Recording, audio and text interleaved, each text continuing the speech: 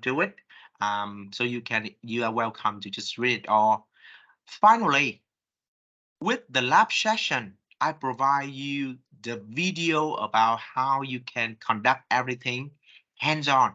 Hands-on means I show you step by step, and you can do it by practicing it with me via this video and do it all. I instruct you guys how to do it, everything in this one. So don't worry. Thing will be very straightforward, easy, and it's not challenging. It's okay. So you can have some kinds of video quite a long, about 30 minutes. It could be some time with you, like quite a long with you, but I would say like it's very well played, well prepared, and it's provide you almost the thing you need for the module. Each of the video may last for about 30 minutes, or maybe sometime like 30 to 35 minutes. It doesn't matter, but it just spend time, okay? Thầy hy vọng là khi thầy cung cấp các video này thì cái này là thầy làm chứ không phải là lấy ở đâu hết, cho nên các bạn yên tâm. Nó sẽ rất là sát với cái course của mình, và thầy hy vọng là các bạn dựa trên những cái video này các bạn có thể luyện tập hand on, tức là một bên là cái video của thầy, một bên là cái phần mềm hay là cái chương trình, cái tool mà các bạn đang học, và cùng một lúc thì practice ở ngay bên cạnh đó. Thì như thế thì sẽ là cách tốt nhất đối với những cái môn này, thì không có cách nào tốt hơn là các bạn luyện tập nhiều, luyện tập tốt. Có một số nội dung đây liên quan tới SQL sẽ có một xíu code, nhưng mà code rất dễ. Ok, xíu nữa thầy sẽ có hướng dẫn, không sao hết. Thì mọi người sẽ dễ dàng mà luyện được những cái kỹ năng cần thiết cho môn này. Sau khi đi ra đời thì tất nhiên là đây là những kỹ năng mà người ta sẽ yêu cầu để các bạn làm việc nha. Thế thì trong từ course này trở đi thầy đã cung cấp rất nhiều material với lại video thầy làm luôn. Bên cạnh đó thì như thầy nói là tuần này thì chưa, tuần này hands-on ra làm module number 2 quiz thôi. Phải làm xong quiz, nhưng tuần sau thì chúng ta sẽ bắt đầu phải làm group assignment number 1. Ok, thì các bạn sẽ cùng làm với nhau trong một cái group assignment với một cái instruction tương đối là dài, nhưng mà thầy nghĩ là rất là chi tiết. Dài đó khoảng 6 trang, nhưng mà hắn rất chi tiết và các bạn có thể làm từng cái theo cái này, được chưa? Với instruction video của thầy, cho nên các bạn sẽ không thành vấn đề gì đó liên quan tới chuyện làm bài tập, được chưa? Kết hợp cùng với lại video thầy cung cấp thì các bạn làm bài chắc chắn được. Rồi, có câu hỏi gì nữa không? Có câu hỏi gì liên quan tới homework gì không? Trước khi thầy kia. No, right? It's okay. That's good. I will leave the student view. And let's go directly into the today's session. Sometimes I switch between for the today format that should be online. So sometimes I would do it with the theories and also the kind of instruction on my computer. Sometimes I will switch into my tablet. So there's some kind of disruption, but it doesn't matter. Just be ensure that the thing will be clear with you. Okay. Let me know if you want me to slow down or any support need. So today's section, we learn about the real practical class. That's what we say, data and database fundamental.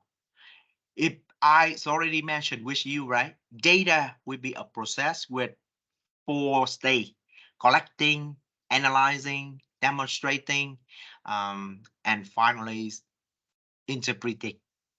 So let's say about first part of everything: collect the data, store it, save it, secure it, and just keep it like in security.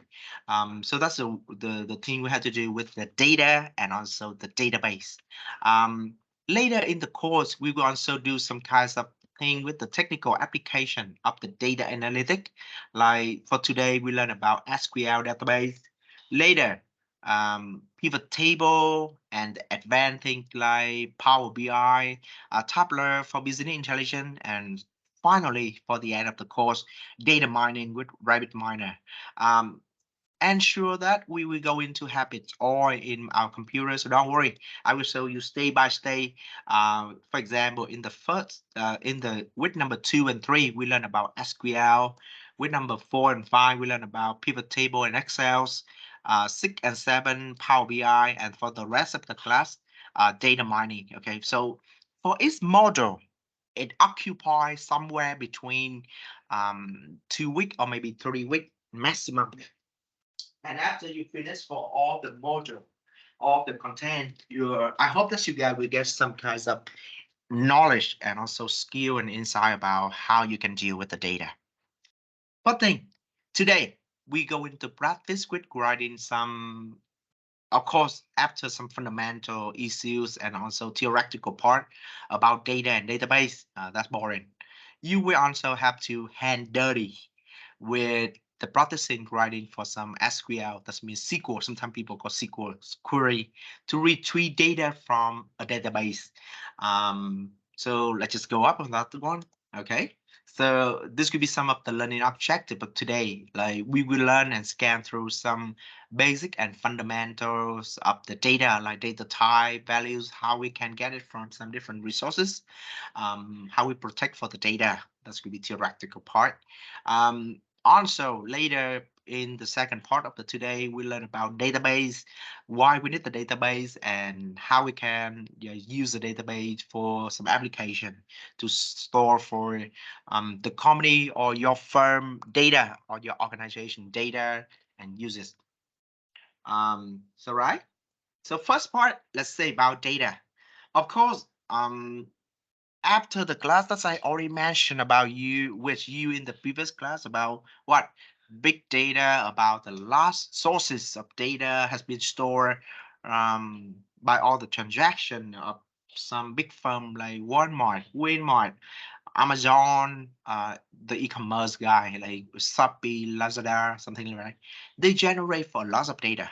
The thing will be like how we can turn the data into knowledge and finally take the action based on the data and the knowledge of the data to make some movement in your organization, create the money, right? Create the money, like reduce the cost, like increase for the revenues, like increase for the profit in like final destination.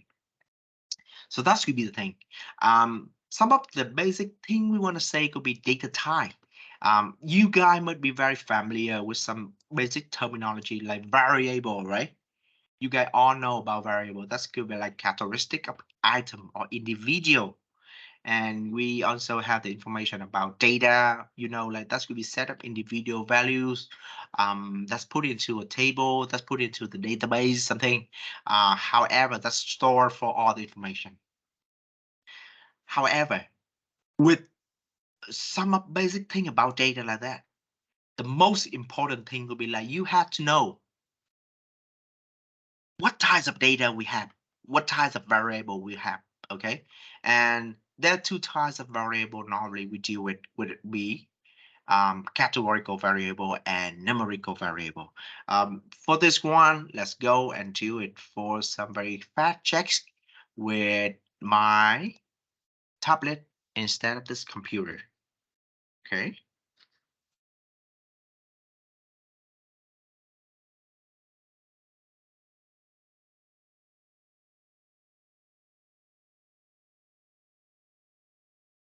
Can you see my screen? Yeah. Student? Okay, good, right? Yeah, sometimes we will switch between the two, my computer and also my tablet. Yeah, a lot of things. Okay, so this could be the parent point for today's session. Let's say about first part, right? Data. And actually, we are talking about data type. Okay, this could be quite a fundamental with you, the kind of senior student, but I just want to make sure you are clear about the thing. Of course, we know that we have a different data type, right? Different types of data. And different types of data require different analysis methods. In the statistic course, you know that we have 4 types of data. Anyone still remember what are 4 types of data? Extra credit if you can do it. Anyone still remember 4 types of data?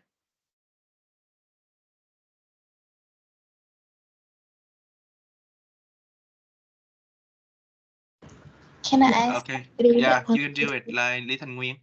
Yeah, so in previous class that I remember that we have four data. Mhm. There's accounting, finance, operation, and marketing sales. No, that will be actually the domain of the analysis. So you can apply for the data into the different fields like finance, accounting, something like that. Okay, whatever. But I'm talking about different types of data. You know what I mean when I say about data type?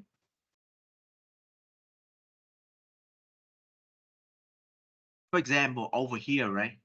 If you see about, let me see, data set. That's very simple to see. Okay, this should be a data set stored in Excel, I guess.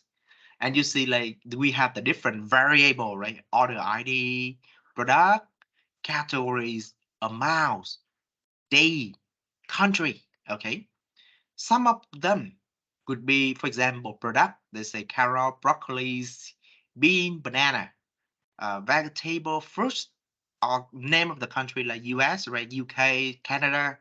So they would be stored in the form of the text, right? This would be all the text. This would be not number. Why for other amounts? I guess this would be sell something, $4,207, $8,239. This could be the number, or we say numerical variable. Okay, so you see some of them will be text, some of them will be number. I have already provided the information about different types of data before in the statistics class, or we say FBA. I just asked like if anyone here still remember an extra credit for you. Anyone? Okay, Ngân. Dạ mình có là cái nominal scale, nominal data. Excuse me one more time, Ngân. Can Dạ you speak? nominal data thầy. Nominal data, okay.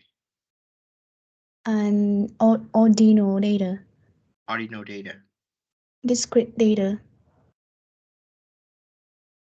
And Okay. continuous data. Discrete data and Continuous data. continuous data. Okay. And one more. Actually, discrete data and continuous data will be small part of what we say ratio data. Yeah, interval data. And one will be interval. Yeah, that's right. One extra for Ngân. Okay, thank you.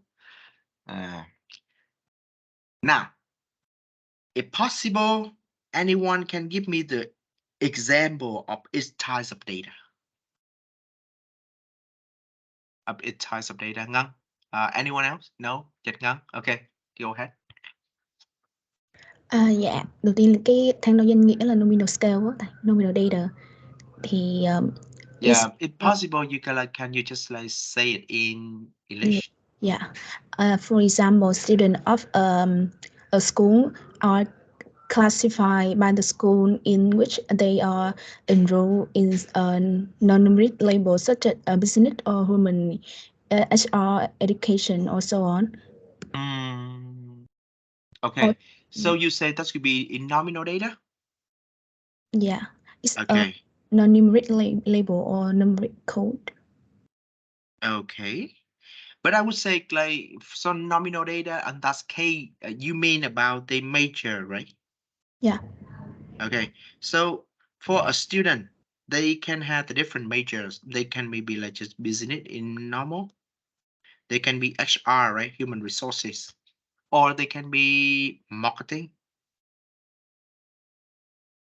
Okay, that's good. Yeah. Can you give me the example about ordinal data? Yeah. About the ordinal data is also the non-numeric label of codes, but it could be used for the class standing variable such as a freshman or sophomore or junior. Okay. Yeah. So freshman. Yeah, is the order on the range of data Mhm. is meaningful. Sophomore Yeah. or junior. Or in a class, right? Yeah. There could be student like doing it like excellent compared to a good student compared to a Not good. not good, as I say bad. Okay. All right. The ordinal data is had been stand for the word order.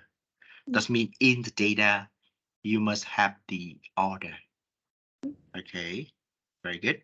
And that's for two data type, nominal data and ordinal data. They are textual. Okay. They are label data. They are non-numerical. That means it's not a number. Okay. That's not a number. Sometimes it could be something like ID is for example your citizen ID, right? Bây giờ chứng minh nhân dân. Citizen ID. That mean citizen ID. That mean you have the ID, for example, 216 555 88 98 something, right? That should be your chứng minh nhân dân. But that not provide any information. That's the same with just nominal data. Like because you cannot add it in, you cannot do any kind like multiplication, you cannot divide, you cannot plus, you cannot minus. Okay, so all the things like that would be even for this citizen ID, they do not provide any information and they still be clarified into textual data. Or you have another word more statistic called what? Anyone remember? Category. Categorical data. Yeah, that's right. Thank you so much. One extra for you more Gangang. Okay. 2 extra for today, Gangang. Right. Another opportunity. Anyone can provide me the example about interval data and ratio data. Huyền, right? Bên Huyền. Yes, so about the interval data, we can have the temperature in degree or about the day in the calendar in the years. And this interval data, we can add it, subtract it, multiple, or divide it. Multiple and divided. Okay. So temperature, for example, someday it could be 40 degrees, right? Yes. Someday it could be like 20 degrees, right? Okay. Some other types of interval example, maybe like what you do in the BRM class, customer Satisfaction. ranking from 1 into 5. 5 something, 5 or even 7 or 6, whatever it could be. However, this could be just a kind of a range of data. Why we say interval? This could be an interval of data from 1, 2, 3, 4, 5. Okay, something like that. The same. Another example, very classical, would be the grade in an exam. Okay, so the grade in the class of the exam of student can run from 0 into maybe 10, something like that. Okay. All right. Now, continue, Huyền. Can you give me the example about ratio data? I would not say about discrete continuous. Just give me example about ratio data. About the height, the weight, or the income. Okay, the height, right? Somebody can be high like about 180 centimeter, like a tall guy. Some girl could be like just 150 centimeter, like small and kind of lovely girl or something. Weight, the same. But the other? And about the income. Income, yeah, income would be good too, because For somebody, it would be like 10 million, some would be like 11 million, 12.1 million. Let me ask you, the number of kids in house, is that a ratio data? Maybe no. Maybe no. You can have a 1 kid, 2 kid, 3 kid, 4 kids, right? Yes. Yeah. And I would say like they are ratio data.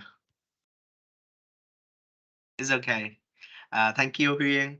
But it's okay. That's good. That's good now. So all the things that you are doing, so 1 extra for Huyên, okay? 1 extra for Huyên. Okay, so all the data we are talking about, that could have the number. I will say numerical data. Or in another more kind of like statistical term, that we say what? Quantitative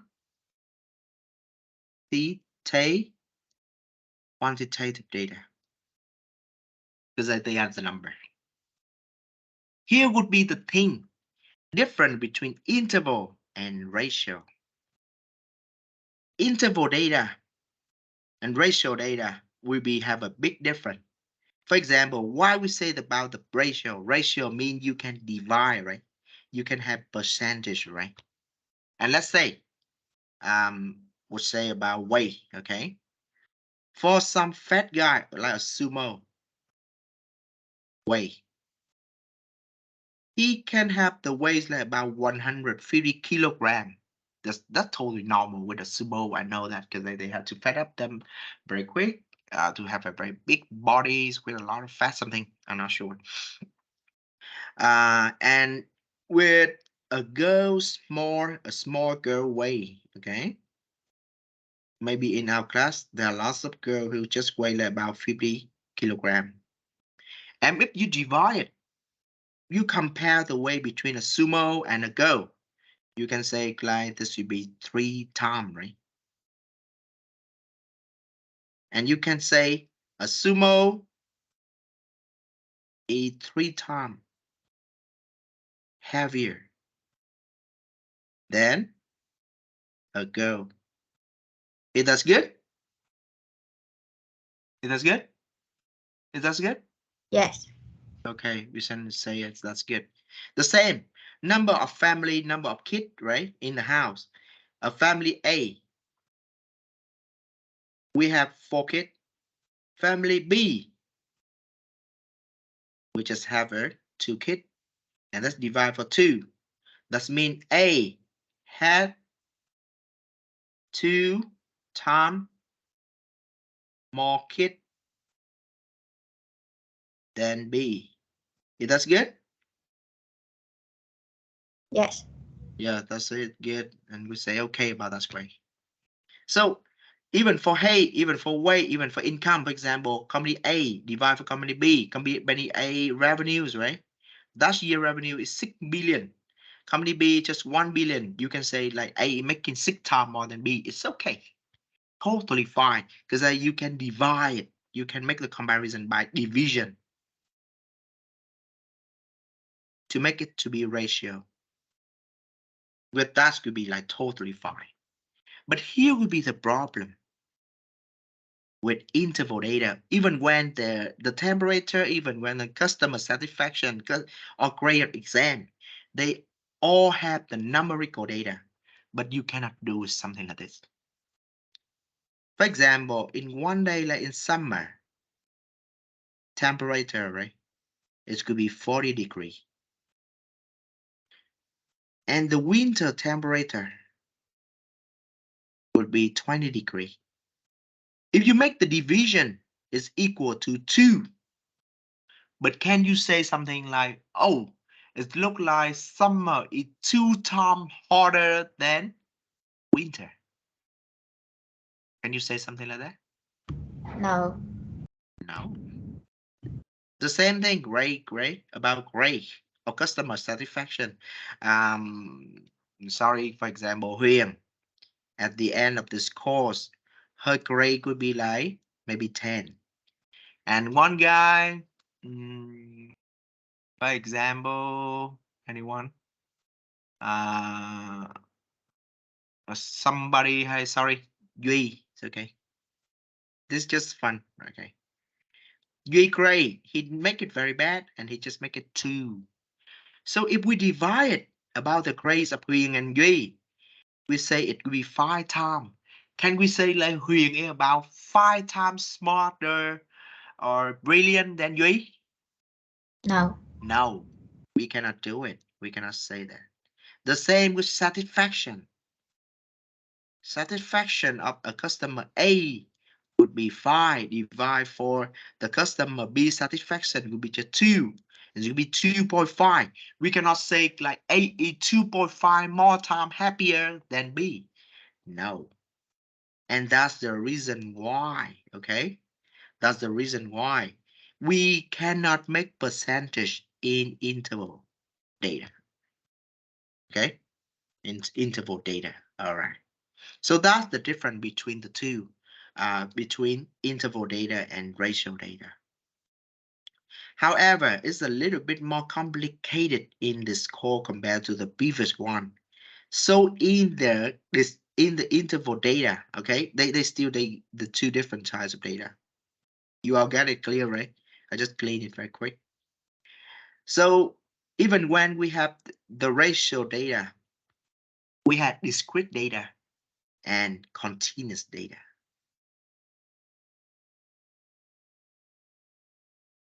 Okay, so what is discrete data? That means all the ratio data that take natural number. Continuous data that take continuous, or we say real data, real number, or the real number. Example, number of kids, like that's I give you before, right? Number of kids of the house. You can have 1 kid, you can have 2 kids, you can have 3 kids. All family may have up to 10 kids in a house. That's totally fine. And they are natural number, right? 1, 2, 3, 4, 5, 6, 7, 8, 9, 10, 20. But do you have any case like you have 1.5 kid? No, right? You cannot just divide for a body into 20. No, you cannot do it. So you cannot do it something like 1.5 kid. And the same thing, example of number of customer.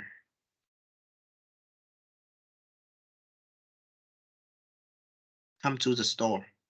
Okay, you can have 0 customer, 1, 2, 3, maybe 1,000 of customer, but you cannot have something like 95.4 customer. No, something like that. Okay, so this is what we say discrete data. All right. And another one, continuous data, would be all the thing we are talking about, revenues, right? Of course, the revenue in VN, also, I would say in dollar. Your revenue of a day can be like $100, $150, maybe $189. It's okay. It can be also $189.5. It's totally fine. $189.99 is totally fine. The same way, right? The weight of a people, a person can be 80 kilogram, can be like 81 kilogram, can be 81.5 kilogram, it can be 81.56 kilogram. It's totally fine. It can take any real number and any continuous number. And that could be different types of the ratio data. Discrete data with just natural number and continuous data with continuous or real number only. Okay? You good? Right? And with different types of, like I already mentioned, different types of data, we have the different analysis methods. This could be just kind of like a quick review compared to what we already learned before. But if you still remember about categorical data compared to the kind of like what I say numerical data or quantitative data.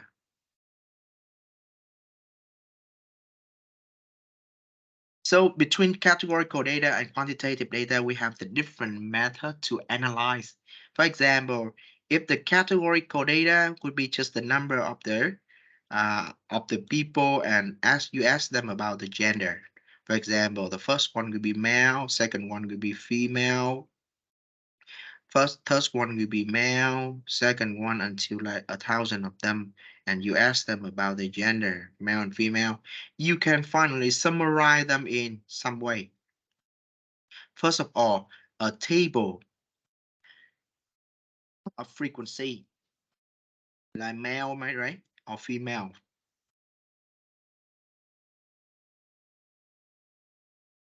Put into the frequency, like over 1,000.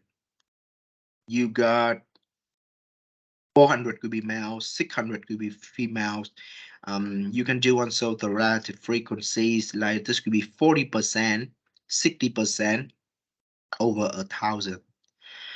You can also summarize them into a pie chart.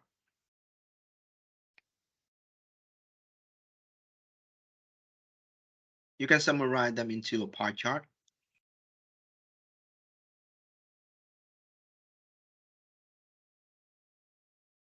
Something, right? What? Sorry. Not a very bad code.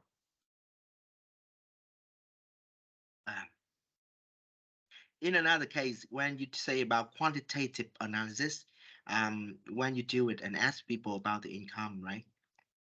And do the survey of 1,000 people like that. Some could be like 10 million, 11 million, 12.5 million, maybe 100 million. And you can transfer it into a histogram. The data, right? How it can be occupied, how it can like summarize into all the data ran from 0, 10, 20, 30, 40, over 40 something, and see how it's distributed. So I would say like different types of data like that. We have the different way to analyze, demonstrate, presenting the data. And you must be very careful about what types of data you have in the data set. Okay. Everybody clear about this part? Yes. Okay. Must be very careful. Thầy muốn nói cái này nè. Vì hồi xưa á, thầy nói tiếng Việt xíu. Hồi lúc mà khi thầy coi mấy đứa bay làm mấy môn BRM hay là đi thi thesis á, thầy cứ thấy mọi người hay cái kiểu mà ví dụ như về income thế này. Thế mọi người thường cố gắng vẽ ra một cái pie chart. Trong cái pie chart này hắn có rất nhiều cái miếng bánh nhỏ như này. Như giả sử như này. Rồi, nhóm thứ nhất là income từ ví dụ như 0 cho tới 10 triệu, nhóm thứ hai là ví dụ từ 10 đến 15 triệu. Giả sử đó, nhóm thứ ba là từ 15 cho tới 20 triệu, nhóm thứ tư là từ 20 đến 25 triệu, nhóm thứ năm là 25 đến 30 triệu. Theo mọi người nghĩ làm như tốt không? Dạ không thầy. Thấy nó có vẻ hơi silly đúng không? Bởi vì thật ra về mặt gọi là visualization, tức là về mặt cảm quan, về mặt diễn giải hình ảnh, nó không có hiệu quả. Cái nguyên nhân đơn giản là vì mọi người bình thường mọi người không hiểu rằng là cái data của bạn đang có thì nó rơi vô dạng là categorical data hay là quantitative data, nó nằm trong cái dạng nào trong 4 cái dạng lớn này. Và khi đó mọi người dùng sai dạng đồ thị và mọi người làm cho cái hình ảnh khi mà bạn đưa lên nó nhìn nó kỳ kỳ. Thầy biết chắc chắn là sẽ có những bạn ở đây cảm thấy sai ở đâu đó, nhưng mà các bạn không giải thích được và các bạn cứ cảm thấy hơi lấn cấn. Thì cái đoạn này thầy mới dùng thời gian một xíu để mình nói về phần này là vì vậy. Trước khi làm tất cả các dạng data gì chăng nữa, mình phải biết là nó là thuộc data nào, type gì. Thì mình mới làm tốt được. Ok, cái này thì nó nằm ở trong phần Foundation of Business Analytics và Statistics rồi. Nhưng mà thầy vẫn muốn cố gắng cho mọi người hiểu kỹ một xíu. Bởi vì chúng ta đang nói về data and database. Okay. All right. Thank you. And I will just switch back into my computer. Okay, I'm stop sharing. Okay.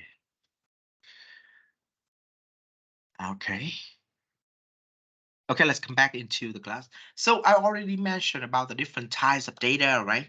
I say about categorical data and the numerical data.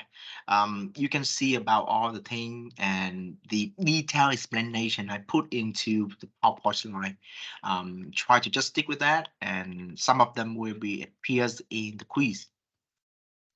So I say already, and this will be one of the thing about the book, chapter 4 of the Lebowitz.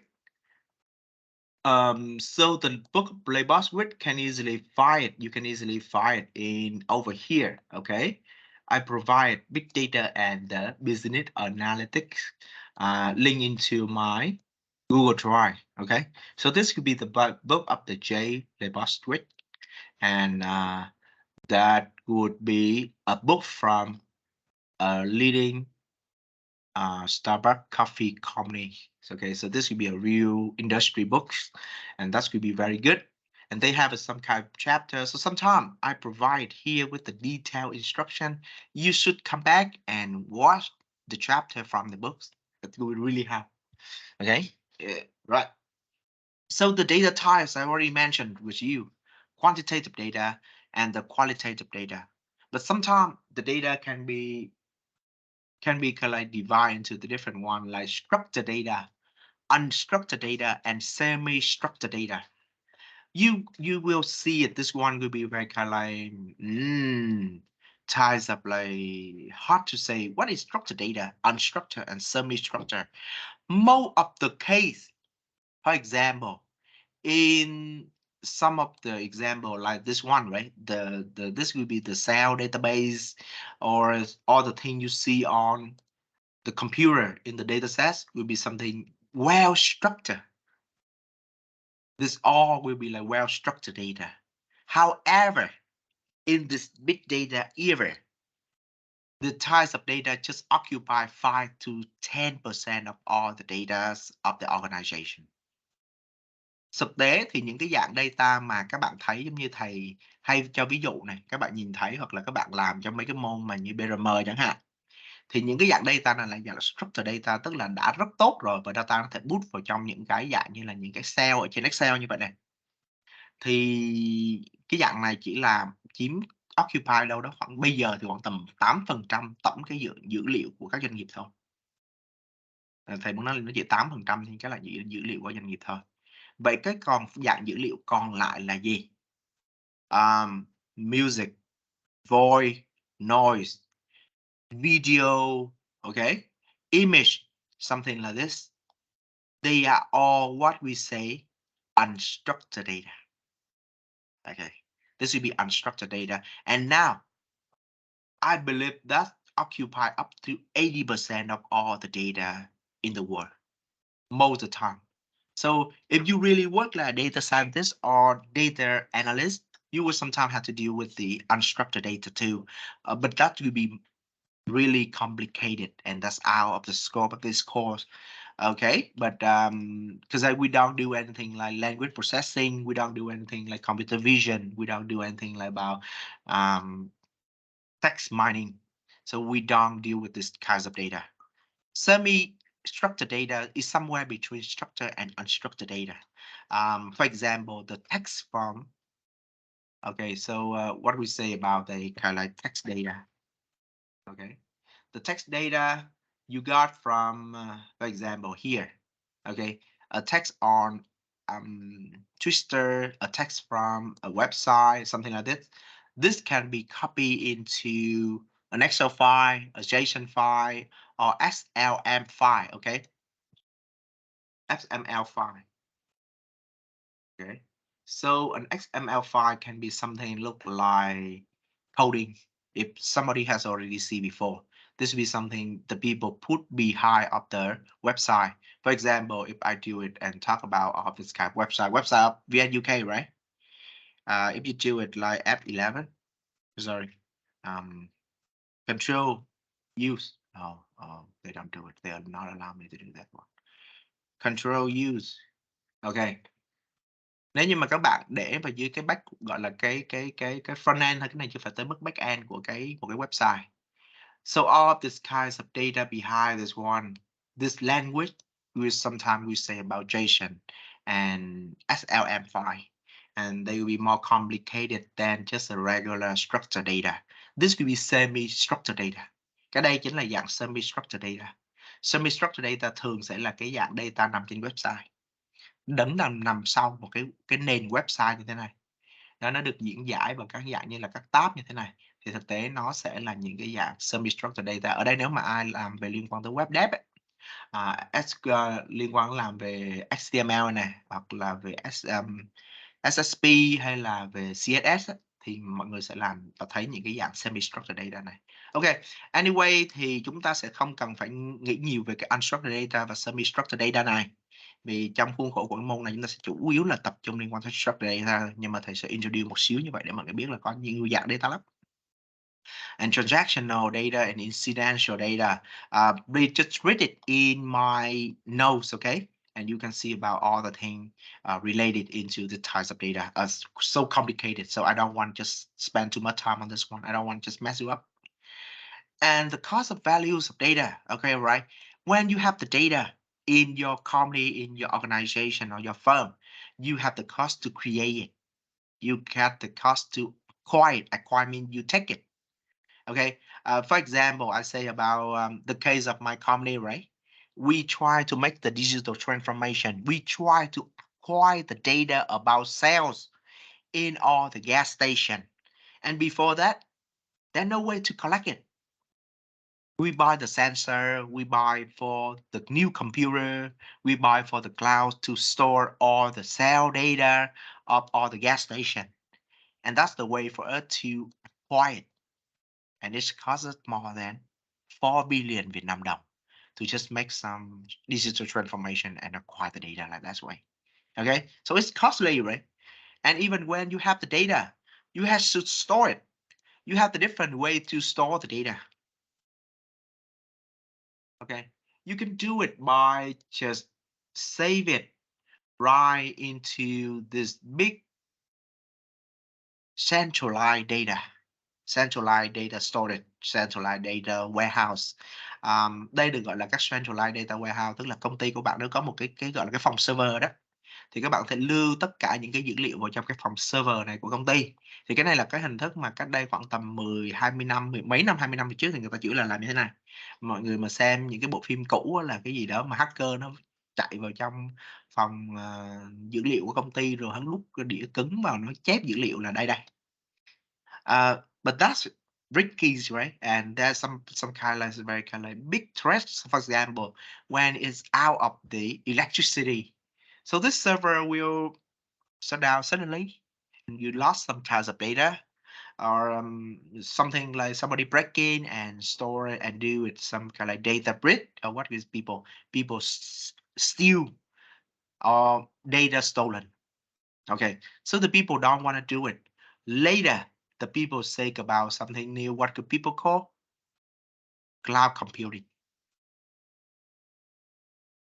Okay, the people later just saves all the data into a cloud.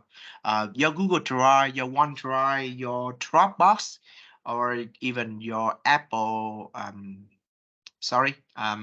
What the Apple storage, right? The iClouds is all what do people call the cloud computing. Okay, so we have the different types of the way to store the data, but that's costly. Even when you have a big number of the server, that's cost to just maintain it. Even when you do it for the cloud computing, you have to pay for that.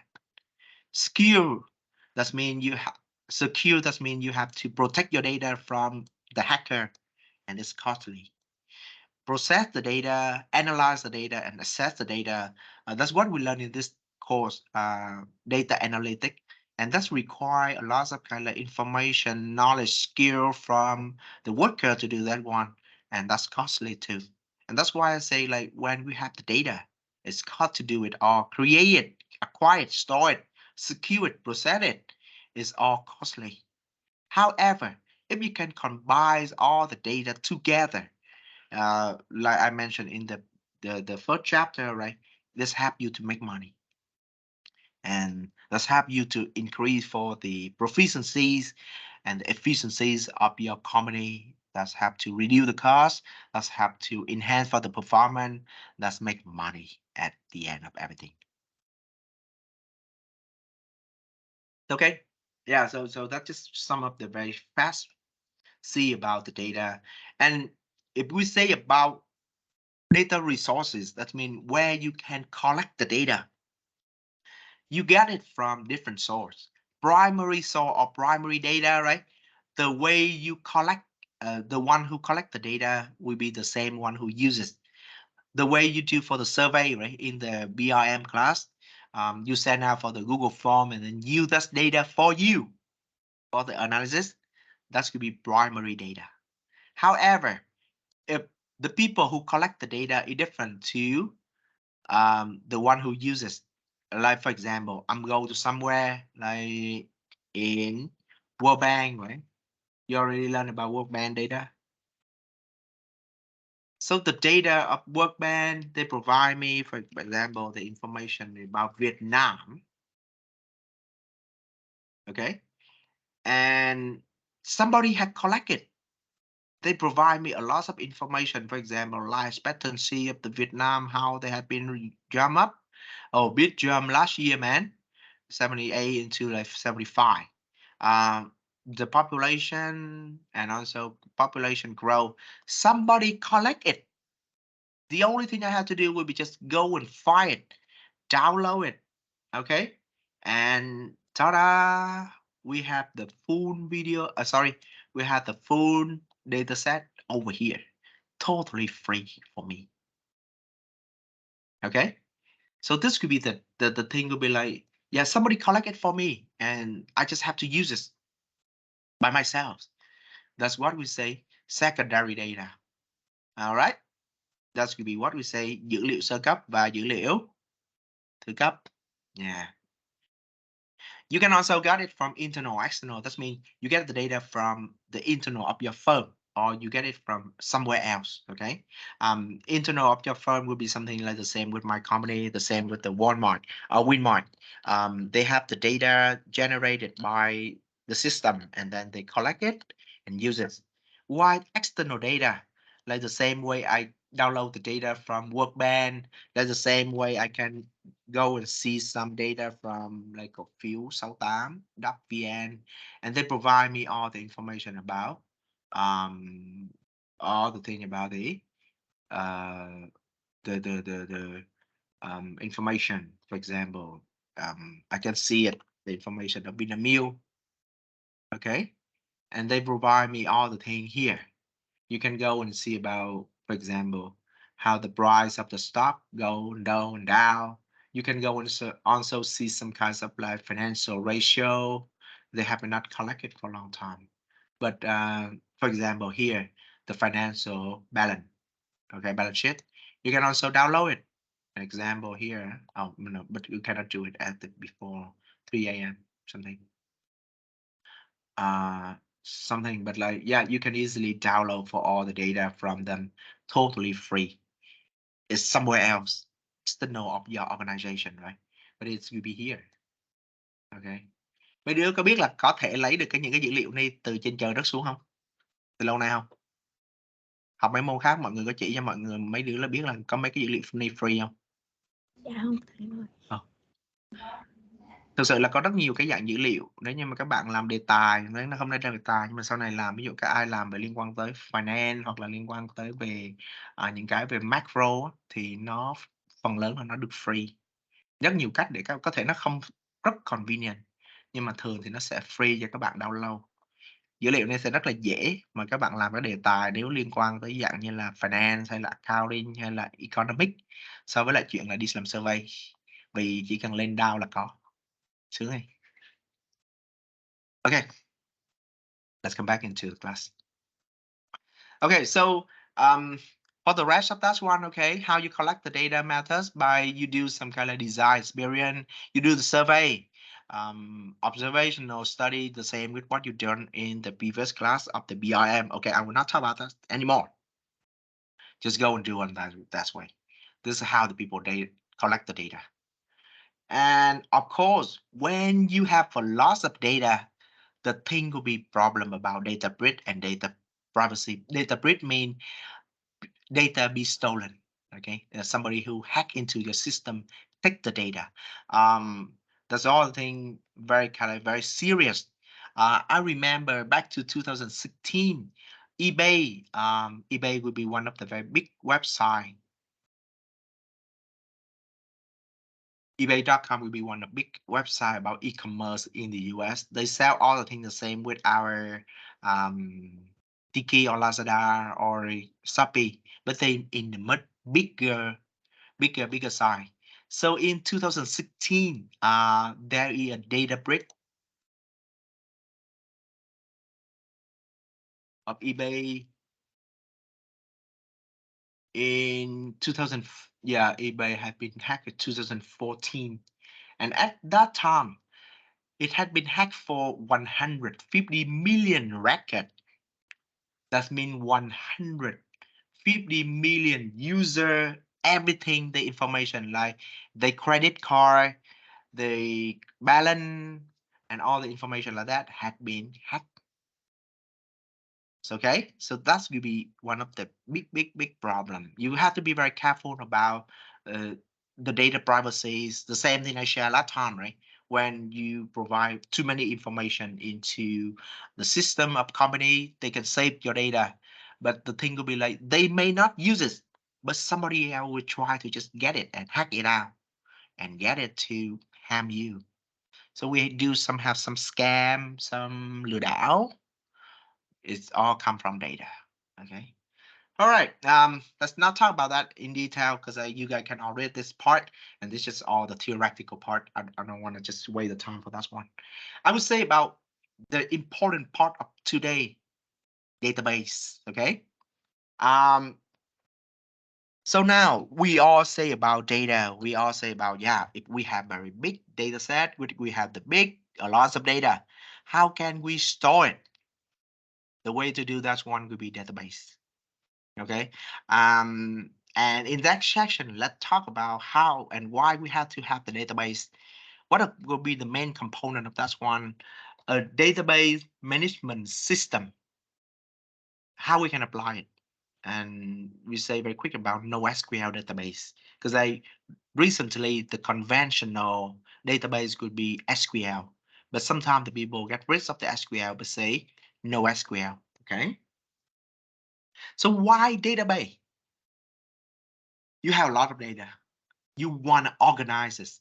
You want to keep in track of all the data. And sometimes it's super complicated to store the data than just one single spreadsheet of the Excel file. Okay? And that's the time to keep in track with the database. It's okay. So with the database, you can store it in a single team. That means just one single data set of Excel, or maybe it could be different data sets of website of Excel that link together. Multiple team tức là bạn hãy tưởng tượng khi mà bạn có rất nhiều data ở những cái dạng data sheet khác nhau, nhiều cái file Excel khác nhau, nhưng mà những cái file này nó còn có liên hệ với nhau nữa. Khi có sự thay đổi của một cái file này nó sẽ dẫn tới cái sự thay đổi của một cái file khác, thì đó gọi là multiple team data. Ok. Thì cái này xíu nữa sẽ có demonstrate rất đơn giản, mọi người sẽ nhìn thấy là nó sẽ như thế nào. Nhưng mà hình dung là khi mà có những cái chuyện đơn giản như simple team, những cái dạng data file mà mọi người thường gặp, nó rất đơn giản. Nhưng đến khi mà có rất nhiều dữ liệu, khi bạn làm intern rồi á, các bạn làm ở trong công ty rồi bạn sẽ thấy có rất nhiều dữ liệu khác nhau được store và save ở những cái file khác nhau, thì người ta phải dùng database để quản lý. And the time for us to come into the idea about relational database, and it's a collection of data that's how to easily access, manage, and update it. It's okay. So this could be how the people can put all the thing like the different data, record of data into the different fields of column and organize them into a database. Okay. So if you want to have the database, you need to have the different file of data. You create a relationship between that table, or we say that file. You describe by metadata. Metadata means data description. Describe about the relationship and also the information, the characteristic of all the file and the relationship. And that form, these three components create the database. Okay? Remember, a database requires the file of data, relationship between that data, and description of the data. Okay? On metadata. And this will be how the people do it this way.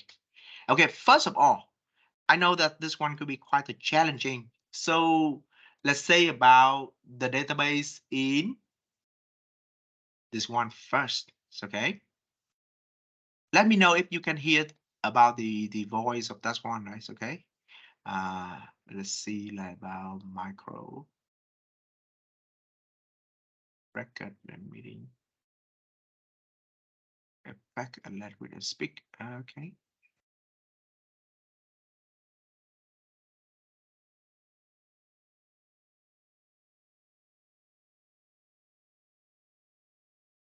Can you hear the noise, the voice of the video? No. No. Okay. Let me check it. Okay. All right. I'm Professor Barry Brown, Department of Computer Science at Sierra College. Can you hear it? Yes. Okay. You can also all the time come back and see about the content. Sorry, this is a fundamental. Did the FBA? No. You can all the time go and see about database fundamental reference links right here on the module material. Okay. But I will show you directly right now. Okay. Databases are composed of three things: entities, attributes, and relationships between the entities. Let's talk about entities and attributes first. Here's a person. This person has a name, Bob. Bob has other attributes that describe him: his age, gender, email address, and phone number. The attributes that you choose to describe something depend upon the specific application. I'm sure you can think of dozens, if not hundreds, of other attributes to describe Bob. After all, Bob has a favorite restaurant, his high school sweetheart, shoe size, hair color, height, weight, favorite band, what he ate for breakfast this morning, mother, father, the amount of change in his pocket, bank account number, the number of songs on his iPod, and IM screen name. Do we need all those attributes? Well, some or all of them might be useful for certain situations, but let's keep it simple and limit them to the first ones that I mentioned. Okay. Is that too fast, or you can hear the speed well? The pacing is good? You want to make it faster or a little bit slower? Good, right? Okay. Let's continue. Because we can describe Bob with attributes that make Bob unique, Bob is an instance of an entity we shall call a person. The person entity, along with its attributes, can be used to describe many persons. Here's Sue, Frank, and Alice. They all share the same set of attributes, but the actual values may be different. Every entity needs an attribute that uniquely identifies each instance of that entity. We need to find an attribute of a person that allows us to identify each and every person separately. Such an attribute is called a primary key. The primary key attribute must be unique to every person must have one, and it cannot be shared amongst more than one person. Which of these attributes would make a good primary key? How about the person's name? After all, every person has a name, but we might end up storing information about more than one Bob or Alice. Since duplicates are not allowed, we shouldn't use the name as the primary key. Can we use an email address or phone number? Well, some people don't have an email address or their own phone number. Some people have more than one, and others share an email address or phone number among several people. So neither an email address nor a phone number make very good primary keys. If we can't find a suitable primary key among our existing attributes, we should make one. Can you think of something such as a number that every person has without duplicates? Sure. Most people have something like a social security number, driver's license number, or student ID number assigned to them. Okay, for this part, they're talking about primary key. That means the same with the very unique value that only one entities, I say, one record or one people have.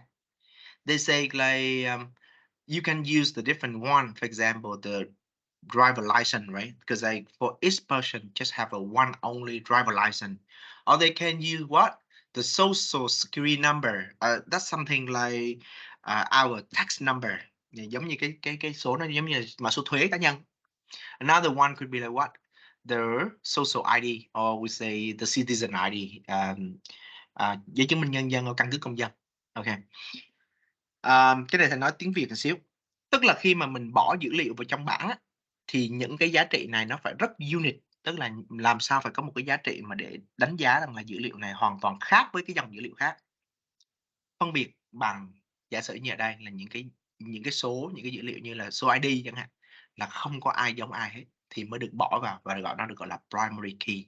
Còn nếu không, khi đó dữ liệu bỏ vào mà nó không phân biệt primary key được, ta sẽ rất phiền và dữ liệu sẽ bị trùng lặp. Okay. These numbers are unique to each person, and no two people have the same number. In the case of persons who don't have such a number, we could just make up a number and use it temporarily until a real number is given to them. Alternatively, we could simply assign our own numbers to each person. Many organizations do exactly this. In your wallet or purse right now are probably several ID numbers which have been given to you by various stores, institutions, and organizations. They are things like membership numbers, frequent buyer numbers, medical record numbers, and so forth. So let's do that for our person entity. Here, I've assigned the ID number 100 to Bob, 101 to Sue, 102 to Frank, and 103 to Alice. The entity in our database is stored as a table, here represented as a grid. Across the top of the grid are the name of the entity, in this case person, and each of the attributes. Each row of the table represents a specific person. Here's Bob's information in the first row. Subsequent rows have data for Sue, Frank, and Alice. A table is how we store data for an entity. The columns of the table are the attributes. The rows, also called records, are the specific instances of that entity. In this case, each row represents an individual person. Let's expand our database to include information about the cars that our people own. We'll describe a car by its make and model, such as Ford and Escort. By adding 2 more attributes to each person, a person is now described by the make and model of car that they own. Bob owns a Ford Escort. Sue drives a Toyota Camry. Frank doesn't own a car. That's okay, we'll just leave those cells blank. For Alice, we have a problem. She owns 2 cars, a Honda Element and a Toyota Prius. We have a couple of options available to us. One, we could squeeze both cars into the existing 2 cells. But that's poor form. Each cell should hold only one piece of information. Second, we could create another row for Alice and put 1 car into each row. But we end up duplicating Alice's personal information, and we end up duplicating her primary key, a definite no-no. The third option would be to add 2 more columns to the table. Let's rename the first 2 as Make 1 and Model 1, and add 2 more columns, Make 2 and Model 2. For those people that own only 1 car, the data about the second car will be left blank. But along comes Todd. Todd likes to fix up old classic cars. He owns 4 of them. We can expand our table to include space for 2 more cars, but then we end up with a lot of empty cells, which waste space in the table. And we're left with a real problem. What if somebody comes along who owns 8 cars? Or 20? How do we store information about people and the cars they own when we don't really know in advance how many cars they could possibly have? Okay. For this part, they trying to introduce you guys about the reason why the people will go into require a database instead of just organize the data in just one single spreadsheet like Excel. You can see the case the same with what I demonstrate with the purchasing or the records of Winmart before, right? When somebody for like one ID like this one for one man who have too many records.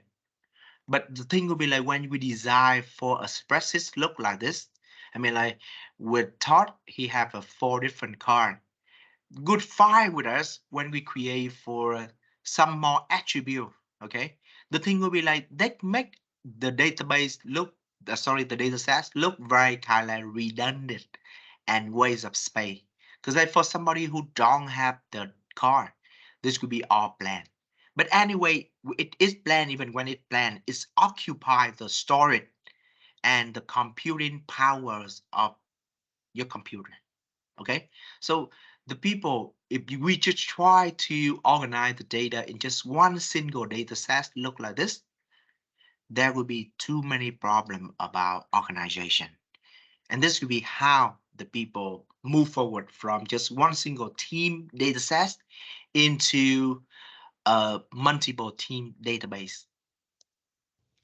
Taking a step back, what we're really talking about here are two different things, people and cars. Cars are described by a set of attributes that are different from the set of attributes that describe people. Cars and people are really two separate entities. A person is described by their ID, name, age, gender, email address, and phone number. A car is described by its make, model, and year. There is now a relationship between people and cars. A person is said to own cars. We will say that the cardinality between person and car is one to many because one person owns many cars. Many in database speak means any number of, including 0. Other cardinalities are one to one and many to many. To represent this relationship in our tables, we need to add an attribute called owner ID to the car table that establishes who owns a specific car. This kind of attribute is called a foreign key because its values are the primary keys from the person table. In a foreign key, duplicates are allowed. In fact, duplicates are necessary because the same person could own several cars. Here's Bob's car. Here is Sue's car. Frank doesn't own any cars, so his ID number doesn't appear anywhere in the car table. Alice owns 2 cars. Her ID number appears twice in the car table. And Todd owns... You can see that?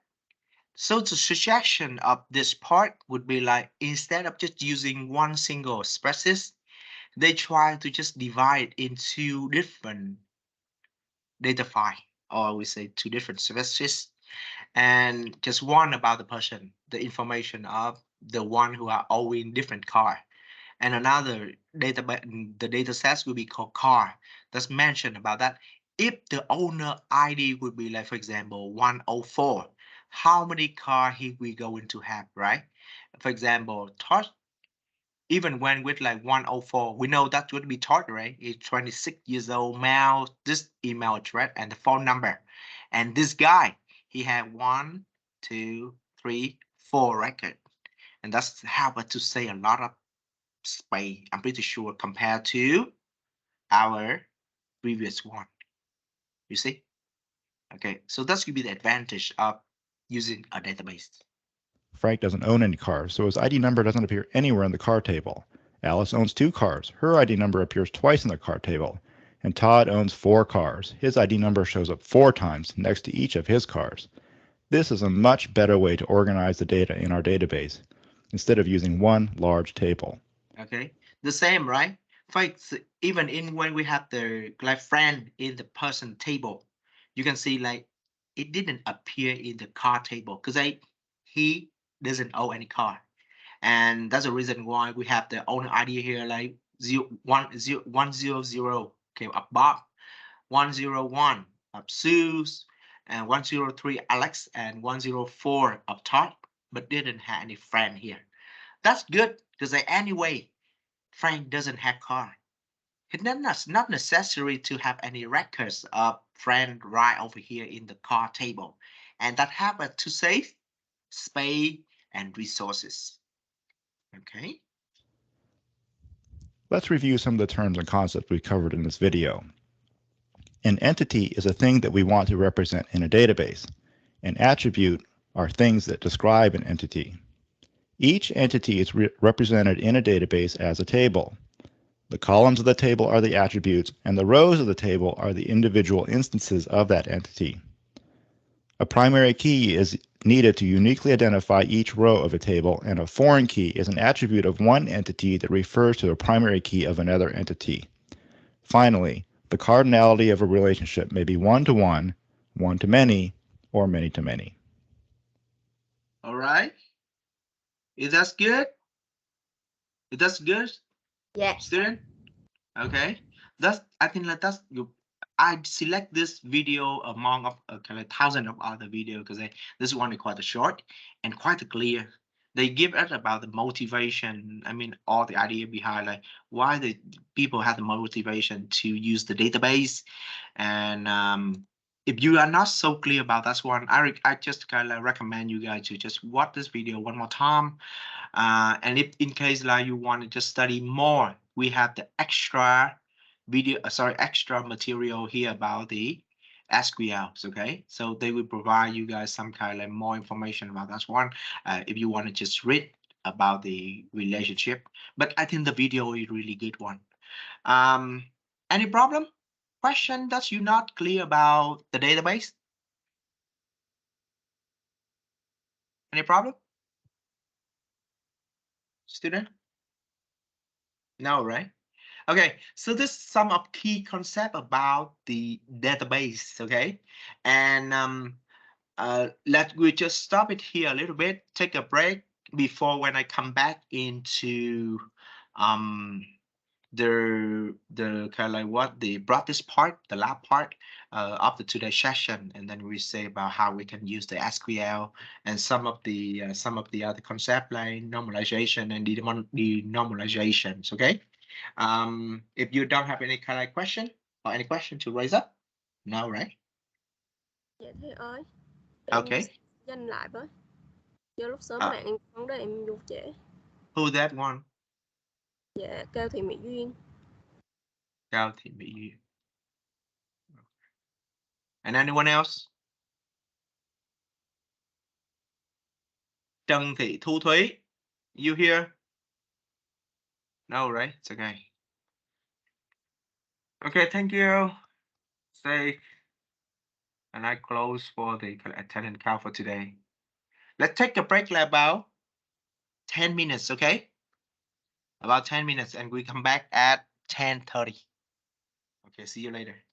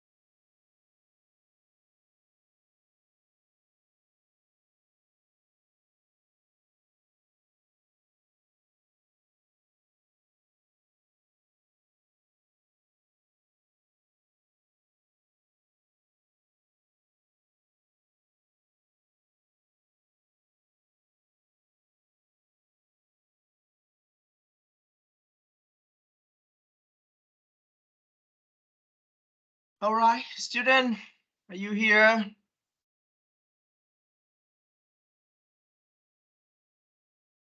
Aiza?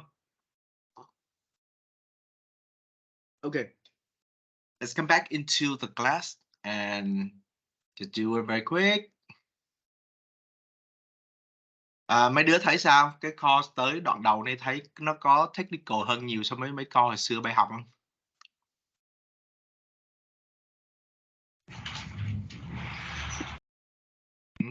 Thấy ra? Cái này có ý kiến gì không? Có là cần phải bớt technical bớt không?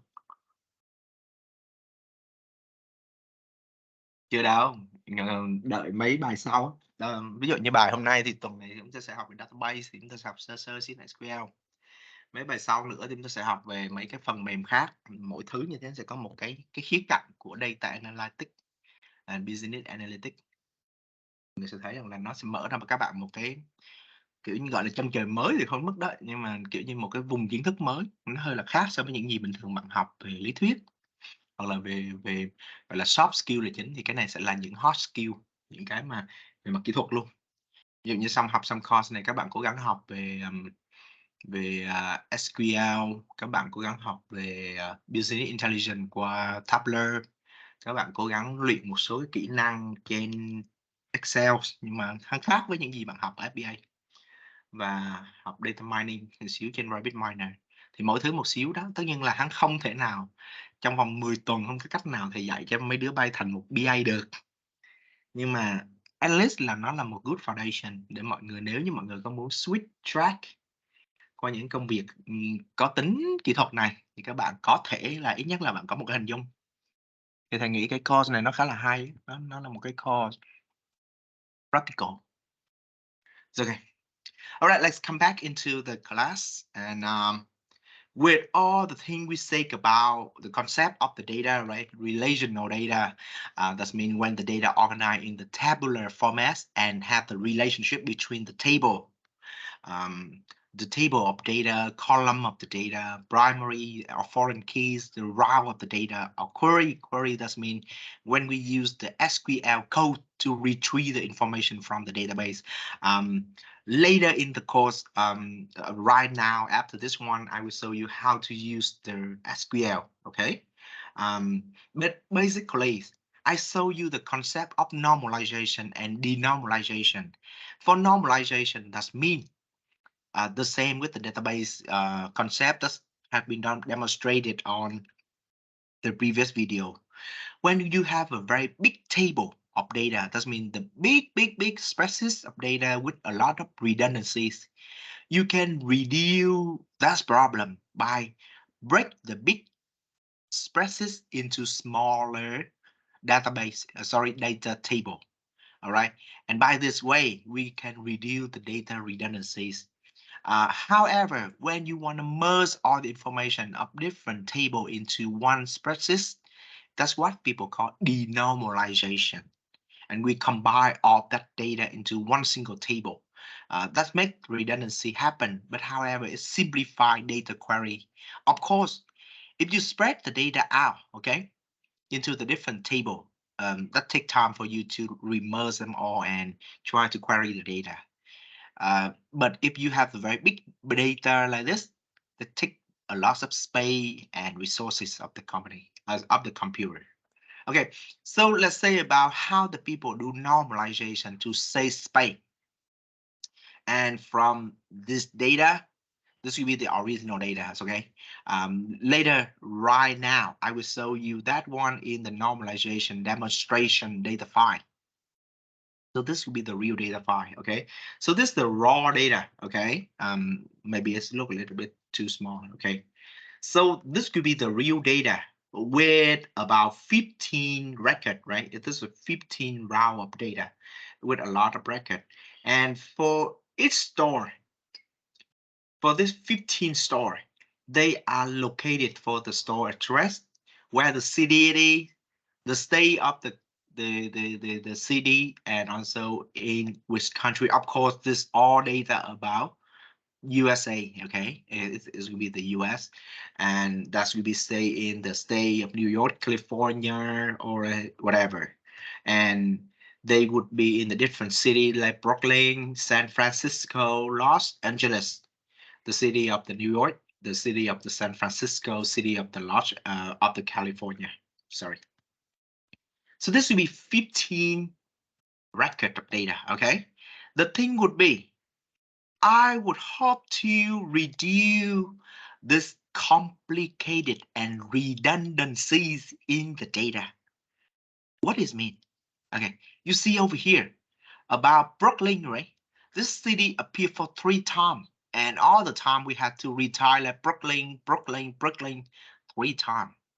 The same, because this Brooklyn belongs to New York, and of course that's if in the USA. So if the Brooklyn, of course that's belong to New York. Of course that should be in the USA. And you see like for this store address, but they may be different. But however, about the information of city, state, and country, it looked like it's happened again and again and again, and that's with me, way of space. Okay. So they introduced for another method to just reduce the problem, normalization. Instead of using one single data set that look like this, they separate into the 3 different tables. And for each table, they will say the store table, the city table, and the state table. Okay. All right. And even we can have the country table if we want right now. But that happens to reduce the redundancy. What does it mean? Okay. I will demonstrate it with this data sets. Okay. This is the original one, 15 observation. Okay. And you see, for example, Brooklyn, New York, USA, it happened several times in this data set. And to just organize for this small data set of 15 record, we need how much? You see, we need 5 column of the data, right? 5 column of the data, and we need 15 row of data. So in total, that would be 75 data cells. Okay. I have another idea. Instead of putting the thing all the time, the city, Brooklyn, state, New York, and USA happen and repeat all the time, I can create for 4 different smaller table. Okay, I'll make it bigger for you to understand. Okay, so first, let's see. For this 15 record, instead of putting all the information in the back of the data, I would just call that one associated with something called city ID. Okay, so for this store, the first street, 67 first street, they belong to city, have the ID number 2. Main Street 85, this one, avenues, that's going to be in the city number 2, number 2, number 2, number 2. So this city, okay, sorry, this shop, okay, they had shared the same city, and this city number called city ID. Okay. So for this one, I just need 45 data cells to just store the data. And I have another table called city ID. And with city ID number 2, that means the name is Brooklyn, and it belongs to a state ID 43. Okay. And I also have another state ID 43 meaning in New York, and it belongs to country ID 121, for example. And 121 country ID in USA. So instead of using this data file, okay, this data file, I have a 4 different data file. It look like they're more space, and I mean like more table. But anyway, remember, this one just need 45 data cells. This one just need 9 data cells. This one just need like 6 data cells, and this one just need 4 data cells. So in total, I just need 64 cells after the normalization to say this data file. Okay. And we are very lucky when here would be just like 15 observation. Thinking about when you have a long database and you can store it like this way. You can say a lot of space for each of the part. You got what I mean? You got what I mean? Yes. Okay. And the thing will be like, if we have all this space, okay, it's very simple to just go back anytime. For example, now, if I feel like, oh, I want, for even in case like I don't have the raw data, okay, I will hide this raw data, okay, no more raw data, but I can still generate for the new one by which way?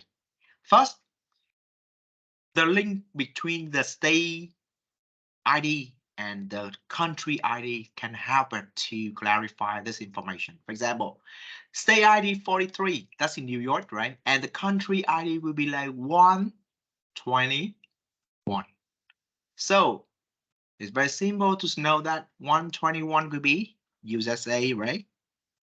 And you know that this means the country will be USA. Okay, sorry. Ở đây thì thầy sẽ làm một cách rất là kiểu như thủ công, đó là thầy sẽ dùng các hàm gọi là VLOOKUP, nhưng mà thầy sẽ làm theo kiểu rất là thủ công để mọi người hình dung là được cái database nó truy vấn như thế nào, được chưa? Chứ còn thầy sẽ không dùng hàm các thứ rồi, chứ không thì đúng là sẽ dùng là VLOOKUP, là một cái hàm như thế này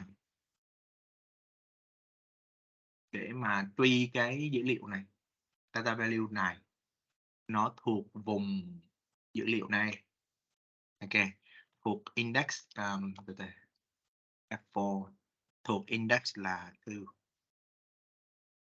Còn nếu như không có gì hết thì đúng này, exactly nó sẽ ra được USA, và thầy kéo xuống đây nó cũng vẫn ra USA, được chưa? Thì nó sẽ là một cái hàm, thực tế nó sẽ là các VLOOKUP và các headlookup và các gọi là các hàm gọi là hàm matching nhé. Nhưng mà thôi cái nó complicated, thầy cũng không phải là lớp Excel, thầy không giải thích. Yeah. Okay, so here at least like I know now the New York have the country name will be USA. Okay, and now let's come back into here. If this data files are already filled in, let's just do it with the state ID 43 and 36. So with the state ID 43 and 36, we can generate for the new information, right? That means if that's be 43, the state will be New York and the country will be like USA. Okay. And for the rest of that one, if the state ID will be 36, that should be California, and that's the USA in the country. All right. And we can clear this one. And when it's already have that, we can come back over here with the city ID, right? With the city ID number 2, we can know what will be that city name, what is that state, and what will be that country. Okay, let's come back here and we can get that one. For example, city ID number 2 means Brooklyn, New York, and USA. And that's been here too, New York, 2, 2, 2, 2, 2, 2, 2, 2, right? The same. City ID number 3 will be what one? San Francisco, California, and USA. 1, 2, 3. The same. Los Angeles with the city ID number 4 can be filled in like this way. Okay, so let's say if I do it like that way, I will unhide the thing. You can see like, is there any difference between the raw data we have already hide and the data has been denormalized? You see they are totally the same, right? They are totally the same. I can even like delete this one and make it that this way. You can see that one. So that's how a database works, from a raw data separated into the different table, but at safe space, reduce the redundancies, and that help us to save resources, the power, and also increase for the efficiency. Thế thì cái mà các bạn thấy ở đây nó chỉ là một cái dạng database rất đơn giản từ một cái raw data. Khi mà thiết kế một cái database ấy, nó sẽ có nhiều tầng, nhiều lớp, và nó có thể phức tạp hơn nữa kìa. Thì những cái gì mà chúng ta sẽ làm ở trong cái lớp này với một cái database nó tên là Nordwind Sample Data Diagram và nó có description ở đây, thì mọi người sẽ nhìn thấy là nó sẽ phức tạp hơn khá là nhiều so với lại những gì bạn thấy ở trên máy mình đã có. Các bạn có thể xem kỹ vào đây, nhưng đây là cái database thực sự, một cái database mà người ta làm để store một cái dữ liệu của một công ty tên là Nordwind, một công ty về bán hàng shipping. Mọi người hình dung như thế. Thì cái người mà làm database hay bây giờ người ta thường gọi là data engineer, cái thằng nó cao hơn thằng kia, thằng này tốt hơn thằng kia là ở chỗ là thiết kế cái database này nhiều tầng nhiều lớp như thế nào mà nó tránh được cái sự lặp lại này, càng nhiều càng tốt. Và nó từ một cái tập data lớn như thế, đúng không, nó trở thành những cái table data nhỏ safe space được cho ông chủ. Thì khi đó, thứ nhất, đỡ tốn dung lượng để lưu dữ liệu.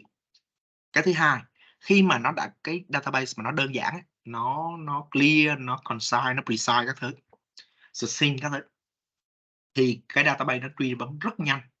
Và bạn để ý là có những cái website bạn log vào rất là lâu, nhưng mà có những cái website khi bạn log data từ cái website đó thì log rất là nhanh.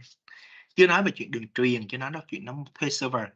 Một phần lý do là vì cái người ta cấu trúc cái website và cấu trúc database đằng sau website hoặc là cái server đó như thế nào, nó sẽ ảnh hưởng tới tốc độ log. Cho nên cái chuyện mà tạo database tốt là một cái rất quan trọng trong ngành này. Okay, anyway, you will not really have to care about that one because you are not the data engineer, you are just the data analyst. Okay, I would just say like from the perspective of data analyst, you don't really have to design, but knowing some fundamental behind the database will be very important. Okay, so that's why the people really need for normalization to enforce the data consistencies, safety update and removing and inserting, and easily to redesign by extending. It's okay. Safety update and remind. I should so stupid. Safety update nghĩa là sao? You will see something like, for example, this one between the demonstration of the day, right? For example, one day you recognize that city Brooklyn not belong to New York, but it belong to Texas. Okay, so this is the problem. If that happened, Brooklyn belong to Texas. That means now I will have to update everything manually, right? Manually. Okay, something like that, and that takes a lot of time. Okay, but thinking about this way. Now, if I do it like I just change all the things, like if this one, right? City, country, New York, Brooklyn linked to state ID, but not 43. Now I would say it could be like 55, and it is Texas. Okay, and it's belong to country 102. So what happened? It's happened now would be like when I link all the things together. Okay, I use the function tree. Okay, I use the function country, and this should be belong to VLOOKUP. This one. I'm sorry, this one belong to this country. Belong to two. Okay. All right. I will link this way. And from the city, I will link this way. Stay. In this way, VLOOKUP. This one into this one, that 4 into number 2. Okay, and this will belong to New York. And sorry, I make it something wrong. For C2 stay number 2. Okay. 36. Thầy có làm gì đó sai nữa cái lỗi này không ta? Brooklyn. No, it's not. Okay, I would just change it into 55, and it should be changed into 36. What's wrong with this one? I don't know. Like, it's maybe something wrong. Nhưng mà cái này, the thing I want to say about over here would be like, if we do and organize the data into the different table like that, when I update it, right? When I update it, I can simply update, remove, and inserting the information instead of changing all of this one into Texas manually and take a lot of time. Okay, no. Now the only thing I have to do will be just change this one into Texas. I just change this information to Texas and update for the state ID only. And then at that time, Brooklyn will be saved into Texas state instead of just manually do it. And when you jump into the store, they will do it the same. Ok, thì mọi người hình dung là đây là cái cách mà lý do vì sao người ta phải làm database. Database khi mà mình update, mình sửa các dữ liệu trong cái database nó dễ hơn rất là nhiều so với lại một cái tập data đó. Thôi cái này thì thầy chỉ nói giới thiệu sơ qua thôi, các bạn không cần phải là quan tâm lắm về cái độ sâu của cái phần này. Vì database thì về design thì nó là cái chuyện của bọn engineer, không phải là mình. Mình là chỉ cần thằng sử dụng database thôi. Okay. And the same thing like that. Set the update, remove, and easy to redesign in extending. So think about like when you have to make it larger for all the table. Now, with the database, it's much easier. Okay, and we use it with the database management system, DBMS. The database management system, for normally, the example of that one could be SQL. And some vendor, that means the producer or the supplier would normally IBM, Microsoft, and Oracle. Most of the time here, we doing and using for SQL, that should be the product of Oracle. And MySQL will be the thing normally we do and use as that one. We can use that, the database management system to create, to process, and administer a database. Okay, you can read the database, you can insert data into the database, you can modify the information in the database, or you want to delete the database. It's totally fine. Okay, with this database. Okay, so actually, MySQL in this my computer, I don't have the MySQL, and I didn't want you guys to use the MySQL to create the database and make everything so complicated. But I finally decided that it's not really necessary, because I installed for the MySQL and create for the database is so complicated, and we don't have time for that. So instead of that one, today's section, we just mainly work on a website. Okay. Thế thì nguyên nhân cơ bản là từ một cái database, các bạn nhìn thấy phức tạp cỡ này không? Của NordWin nó như thế này. Thì bạn sẽ phải nhập dữ liệu của tương đương với 1, 2, 3, 4, 5, 6, 7, 8, 9, 10, 11, 12, 13 cái tập dữ liệu. Link tất cả các dữ liệu này với nhau tạo thành một cái database, và đó gọi là database creation. Thật ra đó là cái công việc như thầy nói là của engineer, data engineer không phải mình, hoặc database manager không phải mình. Bạn không cần nhất thiết bạn phải làm được cái phần data creation, database creation. Bạn chỉ cần làm tốt cái việc là data query thôi. Và đó là nhiệm vụ chính của SQL đối với phần của một business analyst. Cho nên thay vì chúng ta làm cái trực tiếp về cái NordWin database này và tạo nó ra như thế nào, thì thầy đã decided là no, we will just use some website to just do it. Okay, and this will be the main part of the today for the practice. So okay, so now we turn into the practice part. We're done with the theoretical part, so you can read for the rest about the database application, how the people use that for, and the NoSQL. So instead of using for the SQL, now the people do it for NoSQL. This is just for fun. Okay, you can read it, and there's some question in the quiz about this one, but not so important now at this stage of the course. Okay.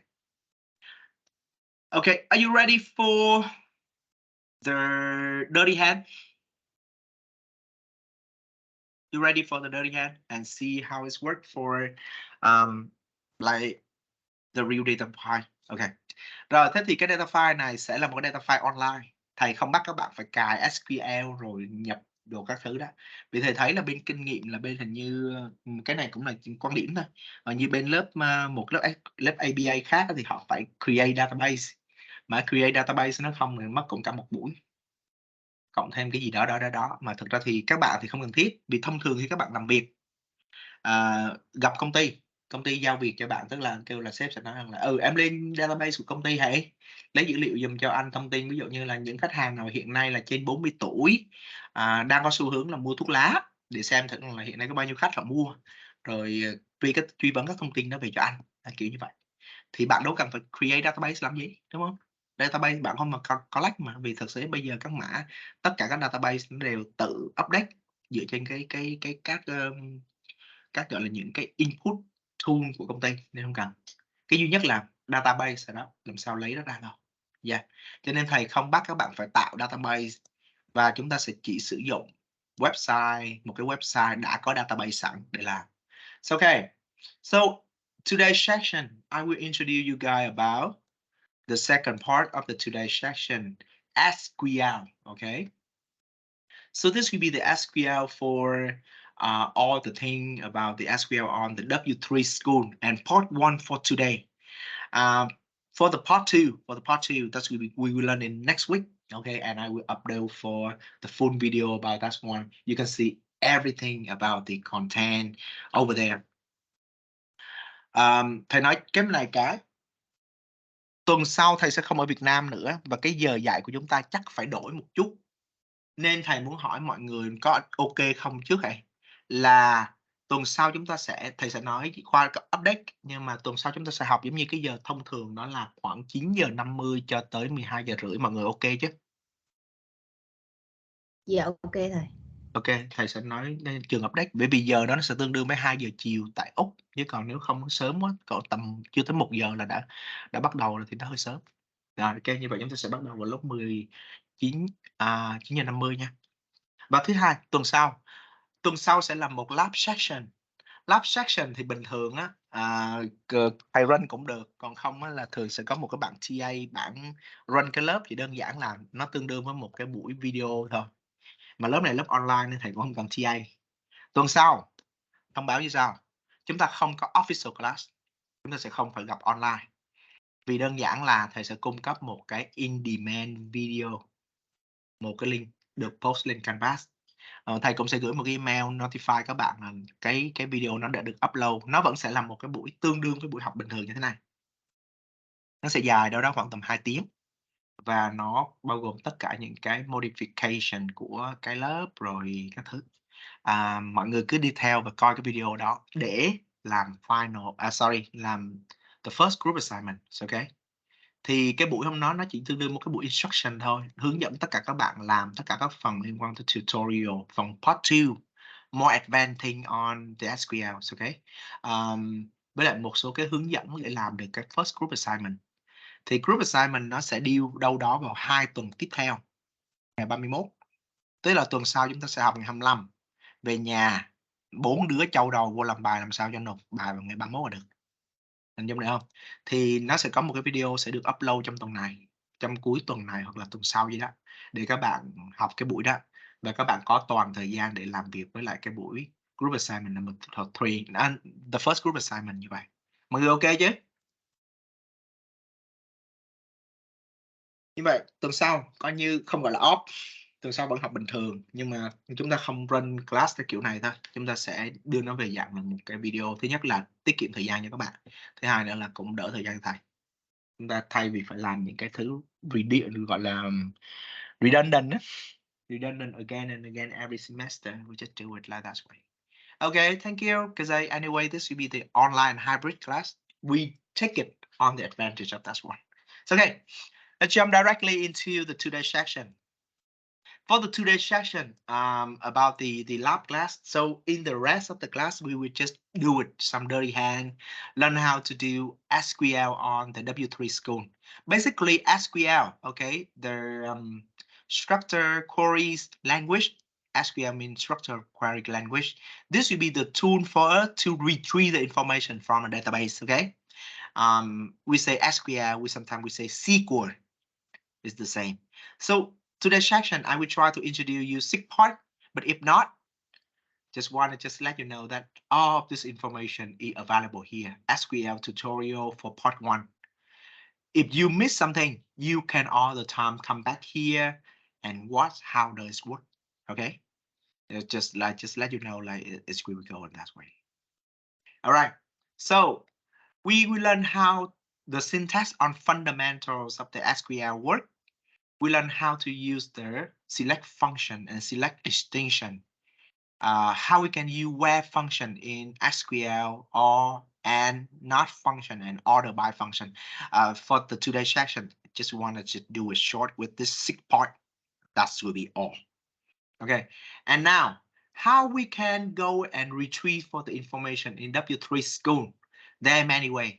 First way, you can go and do it with the homework number 1 instruction. So in the homework number 1 instruction, you will see the instruction over here. Oh, I not win. What happened? Oh, not win W3 School. Okay, and if you want to do that one, okay, you can click on this one.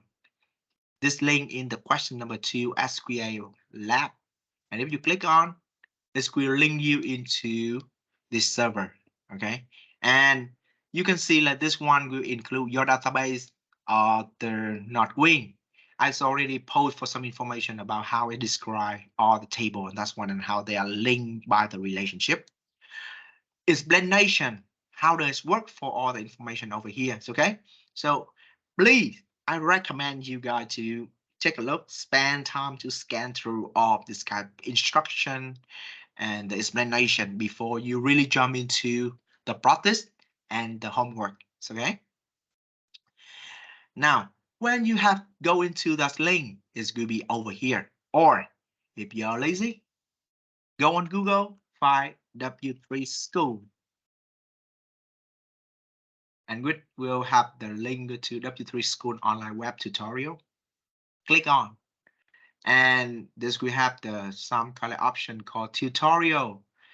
It's not just limited with SQL. You can learn all the other things like MySQL. SQL and MySQL is the same, okay? It's just a little bit different in the interface. But if you are interested in programming for the web or the content, you can learn about HTML, CSS, graphics, also for about like PHP, something like that. If you want to do a design for the computer, Raspberry Pi, something, Mongo database, AWS cloud computing. This could be for server. This could be for about data for database. If you learn about data analytics, learn AI, machine learning, data science, NumPy, that could be up the Python, Pandas, PySpark, Matplotlib, statistic, Excel, Google Sheet is all over here. Okay. If you are interested in Python, Java, C, C#, or Go, and even something like Kotlin, I never tried this one, but it's over here. So this will be a free website for you to use this. Okay, don't worry, it's all totally free for you to learn. If in case like at the end of the course you want to get some certificate, it look like the people can do a certificate by paying how much? $95 and check the exam.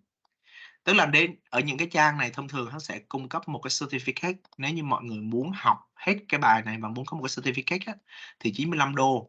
Nhưng mà thầy thấy thì cũng không cần lắm, vì có rất nhiều cái website khác nó sẽ có giá rẻ hơn, nên mọi người có thể cân nhắc. Cái này thì nếu như mọi người học rồi, mọi người lựa thấy đã học qua hết cái môn này rồi, thi cũng có điểm rồi, mình muốn có một cái certificate bỏ trong CV thì cũng được. Còn không thì thôi mình có thể lên mấy website khác để mình học, để mà lấy thêm course, lấy thêm certificate nhé. Rồi, thế thì từ đây về sau khi mà học mấy cái môn này thì mình sẽ có một số cái website như vậy, một số cái tool như vậy, và bạn sẽ học, bạn có thể có certificate nếu muốn. Còn nếu không, thì nhớ đâu là Google Analytics certificate ở trên Coursera hay là bản thân của nó, thì thầy nhớ là Google and Data Analytics, sorry.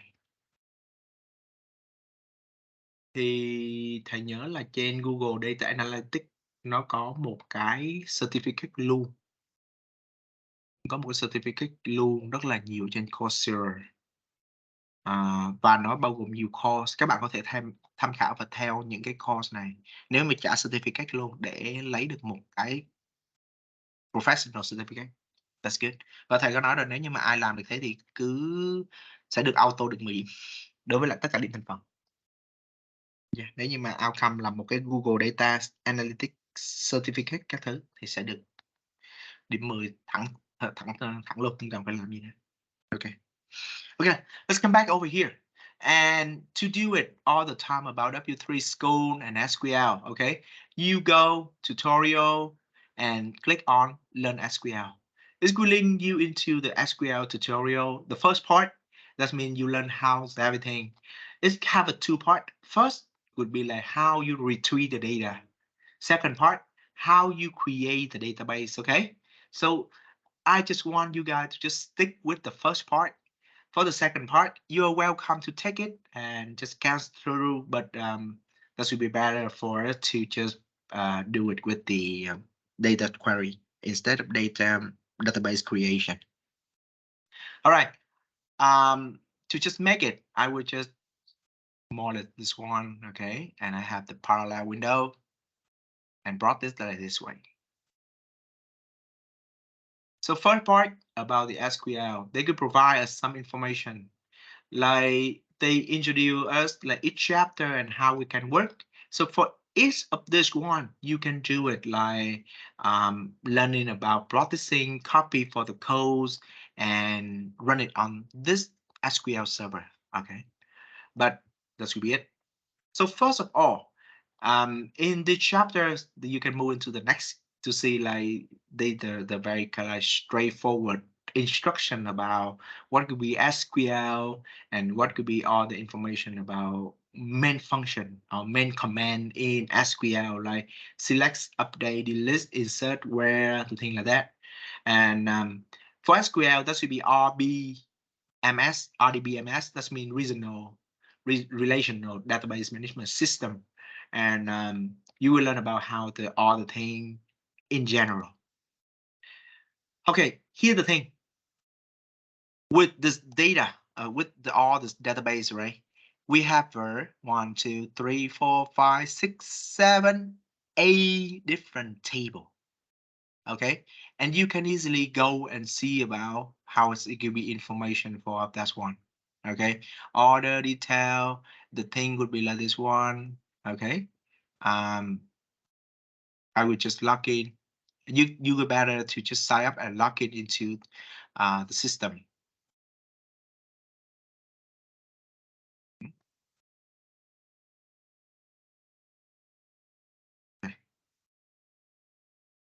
Okay. All right, restore all the database.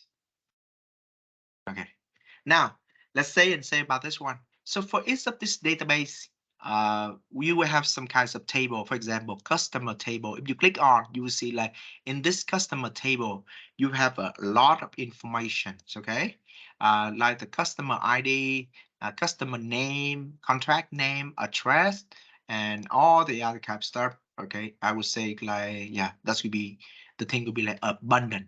Category table that describe about what kinds of category of the good they have a sales. Employee table, order detail table, all the thing like that. Okay, this could be your part to just go home and what about the Northwind sample database instead of me. Okay, I will not wait the time for that one. And some of the thing about the SQL statement will be that keep in mind SQL is not case sensitive. That means if you type like select or you type like select capitalize, they are the same. Okay, so this will be the way for me to do it and begin with some of the few part. Remember, you can all the time query the data from select function. Okay, so I will show you the function is very simple, select and from. You select something from a table. For example, I want to retrieve the information of the customer, right? In this table, customer, I want to select the information select something from the customer table. Okay. So what I want to do, I know that this could be have a 91 record, 91 different customer in this database, and not too many. I don't want to do that. And that too many information over here is overwhelming. So I just want to select some of the field or attribute in this database. And how we can do that? I select the name of the variable. So for example, I just want to select the contract name. Remember, try to type it correctly. Here could be contract name and capitalize with the name with the N over here. You have to make sure that this could be correctly typed out. If there's some typo, sometimes that should be trouble. And it is select from the customer table, right? So I would say let's select the variable contract name from customer table. Okay. And then I run it. Okay. You see what? Instead of all the information like that, now just only the contract name will be displayed. This will be the customer only. You can see? Okay, this is just the customer only. In some case, beside of the contract name, if I do something wrong, like I type it wrong and say like I didn't capitalize the N, see what happened. If something like I select is from customer, but I type it instead of customer with the letter S at the end, I would just say like customer table. If I run it, as we say like it could not be present for the statement because that we have no table customer. You see? So even when I can change it, select and from, I can do it with capitalization or not. I can do it like with the very normal or capitalized word. It's not effective if I do it wrong with the typo about the name of the table or the name of the variable. Okay, so if I run this way, it has a big trouble. But if I type correct, this could be here. Okay. Of course, for the customer table, we can it's just not only one single variable like that. I can select at the same time different variable. So let's say I care about contract name, the address, and what city she and what the country it would be. That's one. Okay. So I select for the contract name, the address, the city, and the country from the customer table. Let's see. Sometimes you can do that way, or sometimes you can drop it this way. It's totally fine. Okay. Okay, and you see now, I can see that contract name display here, right? Everything, address, the city, and the country, and this can be displayed here instead of the whole table. Is that good? Can you see it? Yes. Okay, clear? Any problem? Any problem? Okay, this will be some coding, but it's super easy. Có khó khăn nha mấy đứa? Dạ không. Okay, that's easy đúng không? Thật ra thì tất cả những cái này các bạn nói nghe code, học code các thứ thôi, nhưng mà đặc biệt code về liên quan tới SQL thì nó khá dễ. Nên các bạn cố gắng học cho được cái phần này xíu xíu. Alright, in case like, come back here. In case like you want to select for all the information of all the contract, because sometimes here, which is 1, 2, 3, 4, 5, 6, 7. Just the 7 attributes of the data. So typing the thing like customer ID, and then customer name, then contract name, something like that, right? Blah, blah, blah, blah. Could be, may not take too many time. But however, thinking about when your database and the table have maybe 100 of different variables, it's not effective to do this way, right? So SQL has a function, or just like one of characters called the star. Okay, so if you put in the star symbol over here, that means equal to select all the attribute, or that means select all the variable from the table. It's okay. So I can do it like this way. I select all the attribute in the customer table, and it show up here. Or I can select all the attributes in the categories table and run it. You see, this is all the information of that one. Or I can select all the information in the order details. Okay, this will be how it's worked. Okay, this is the first part. You can easily see that we can select the thing from the database quite quick and very simple. You can select one single thing, you can select everything, or you can select a combination of things like that way. Order ID, sorry.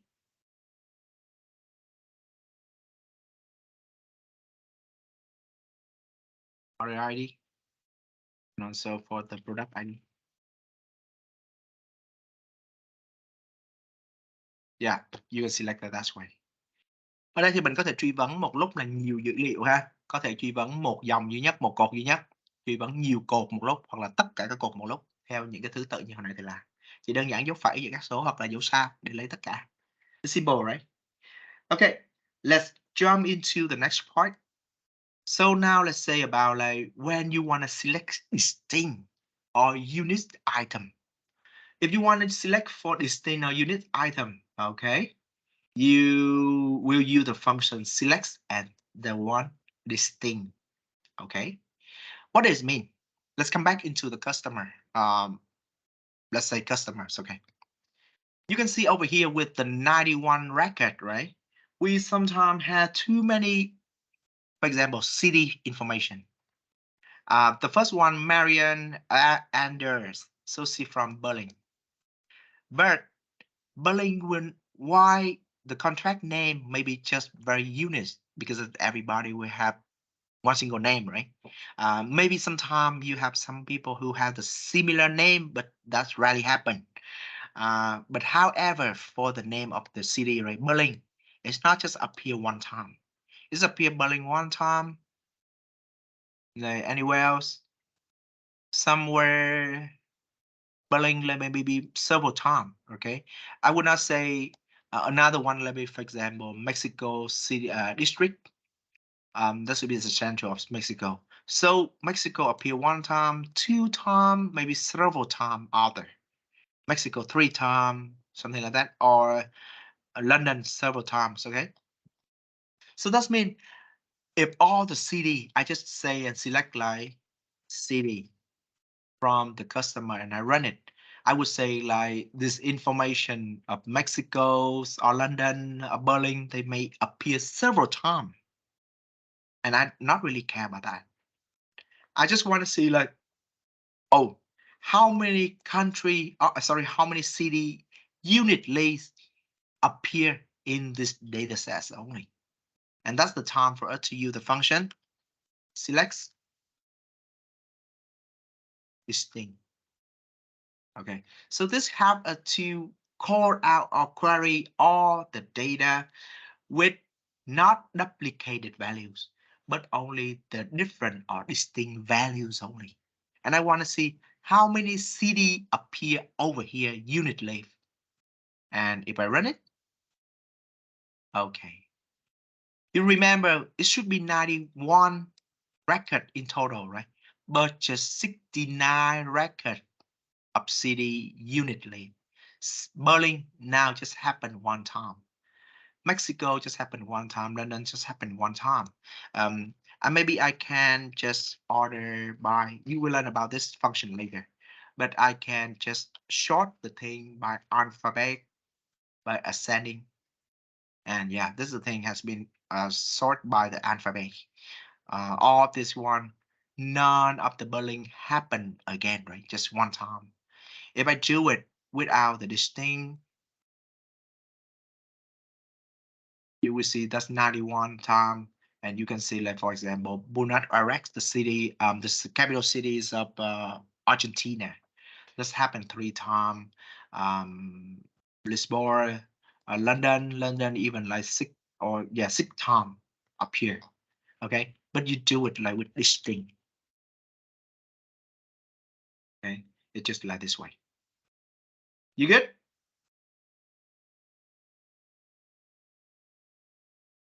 Okay.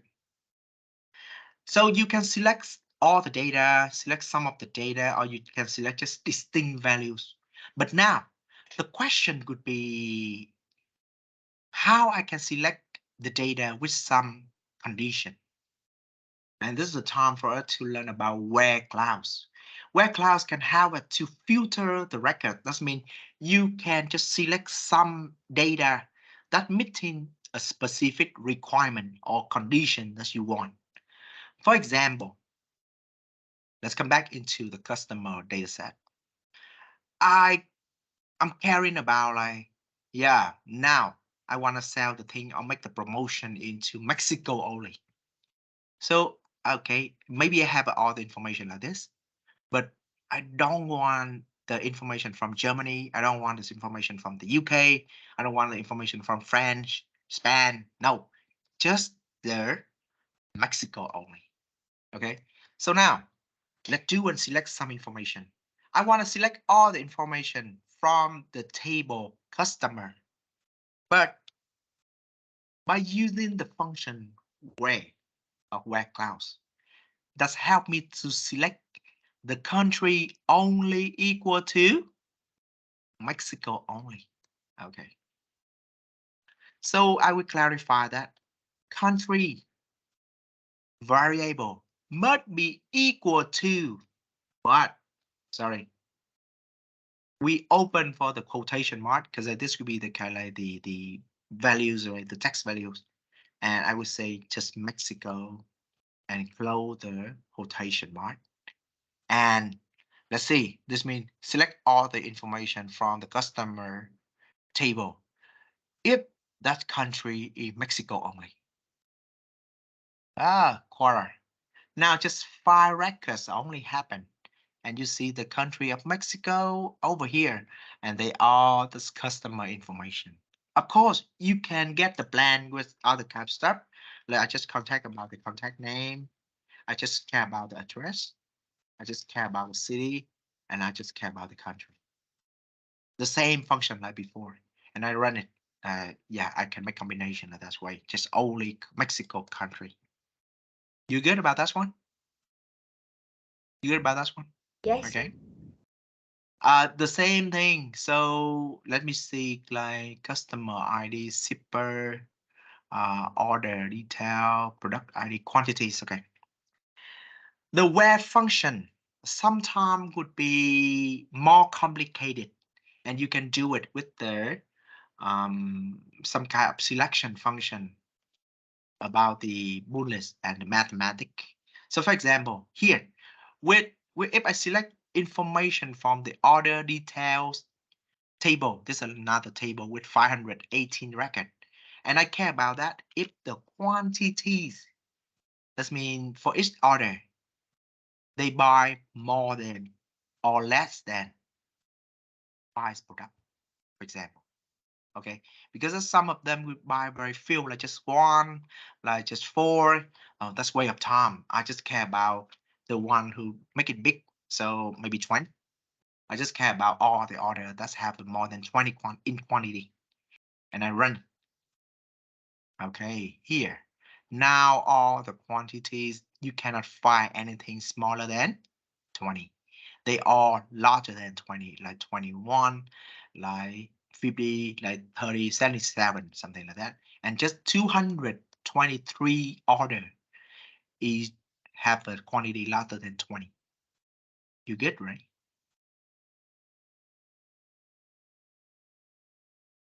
Okay. For the rest of the thing, and or not, that's gonna be very fun. You can go home and watch about the read about this one, or you can watch my video about instruction for the rest of the part. They will show you how to use for and or not. But and will be very simple. That means when you use where function, you can use and to add into one of the more information. For example, quantity must be larger than 20, but at the same time, quantities must be smaller than 50, for example. And if I run that way, now just 159 record meet that requirement. You see? Okay, or smaller than 30. Now just 51 record and meet that requirement. Okay, so that means and or. Okay, or that means when the quantities is not like quantities, but the quantity larger than 20, and for example, the product ID, that means they buy the product equal to 55. Okay. Okay, and say and. That's only mid when the product ID must be 55 and the quantity must be larger than 20, and just 3 records can be come out. As the same, you can do it with all. All that mean it's not both of that one will be correct, but just some of that one. So okay, so detail of that one will be in this website and also in the video instruction. You can all the time do it that way. And okay, so my requirement would be like you can go home and watch for the rest of the video about the select, the where, and or not, and the order by function. That's my requirement for this class today. And now would be like 11:30 already, and I know that you guys are so tired about that one. And the video over there, I love you guys would just go home and watch this and practice with the SQL. You can practice by yourselves, and at the same time watch to my video, because we also have the part 2 of that part of the video, and try to finish everything in this week. It's maybe a good idea, and ready for the next week. Next week I will post for the full video of the instruction class of the lab class, and we don't have the official meetings. Okay,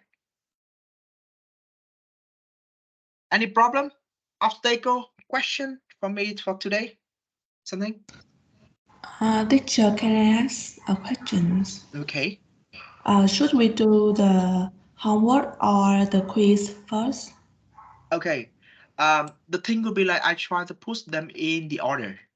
So here, see, the model quiz must be done at 24. Okay, so you have 7 days to finish this. When the first group assignment will due on the 31st, 2 weeks more. That means what? I expect you guys to finish the quiz first. Try to read through the PowerPoint slide, the instruction video, and also some kinds of extra reading. You will be good with the model number 2 quiz. That means you're done with this week, you're ready for the quiz. But if you want to do it for the first group assignment, you will have to done for the next week. I mean, like for the extra video and some of the extra information, and you're ready for the first group assignment. It's okay. So yeah, I decided for you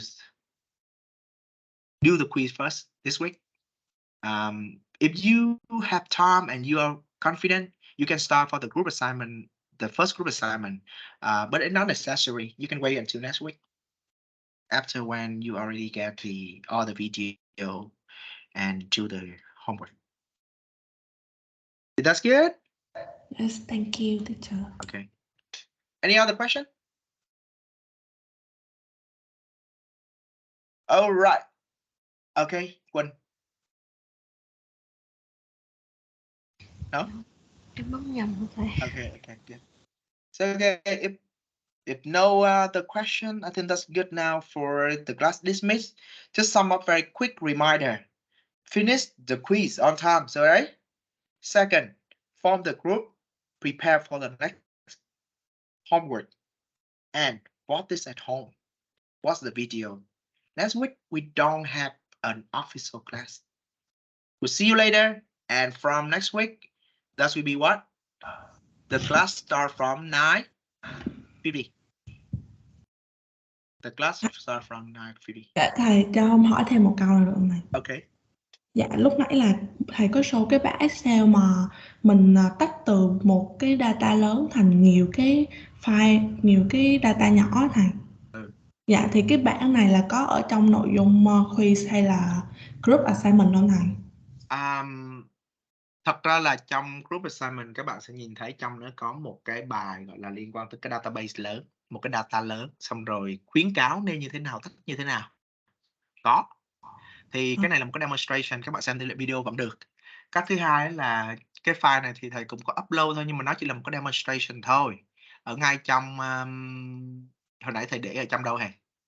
Thầy để ở ngay ngoài này này. Cái ở ngay trong cái folder của MS Team hồi nãy thầy có gửi cho hai bạn là chưa vô được Canvas á, các bạn thể lên coi. Thì về kỹ thuật trong đó cái bài first homework á, nó ngắn gọn là thì cái bài first homework của mình nó sẽ có yêu cầu có liên quan. Đâu rồi? First homework của mình thì nó có yêu cầu liên quan. Thì nó yêu cầu về các bạn cơ bản, tức là từ một cái data lớn thì các bạn khuyến cáo như thế nào mình tách thành những cái table nhỏ để save space đó, cái normalization đó. Thì đây, cái nội dung này đây. Thì các bạn về các bạn có thể nghiền ngẫm và viết thêm. Câu trả lời không có câu trả lời đúng. Nói thẳng luôn là không có câu trả lời nào là hoàn toàn chính xác hết. Vì cái này là tùy, như thầy nói rằng là một cái database thiết kế thì có người cao tay, tức là có một thằng engineer mà rất giỏi thì sẽ làm rất gọn. Còn không thì một người khác thì họ sẽ làm nó hơi cũng một xíu. Nhưng nó vẫn được, miễn là nó meet được cái requirement là được. Thì ở đây các bạn đề xuất như thế nào, các bạn có thể viết design ra một cái database khác, các bạn có thể tách thành nhiều cái ô chẳng hạn, rồi làm một cái file Excel sơ sơ kiểu đó, kiểu như để cho thầy dễ hiểu thôi. Thì nó là cách trả lời của câu hỏi này. Thì đó là lý do vì sao thầy có demonstrate cho các bạn cách mà để tách một cái database là như vậy. Dạ, Mình dùng được. thầy trước là trong cái file Excel lúc nãy thầy cũng có cái state ID với lại city ID á thầy, thì làm ra mình biết là state ID là 43 với 36 thầy. Thật ra ID á, thì nó chẳng qua là do mình tự đặt. Dạ. Giống như người đó thì mình đặt người đó là người số 1, ID là số 1 thôi. Vì lúc khi mà bạn coi cái video hồi nãy có một cái material video đúng không?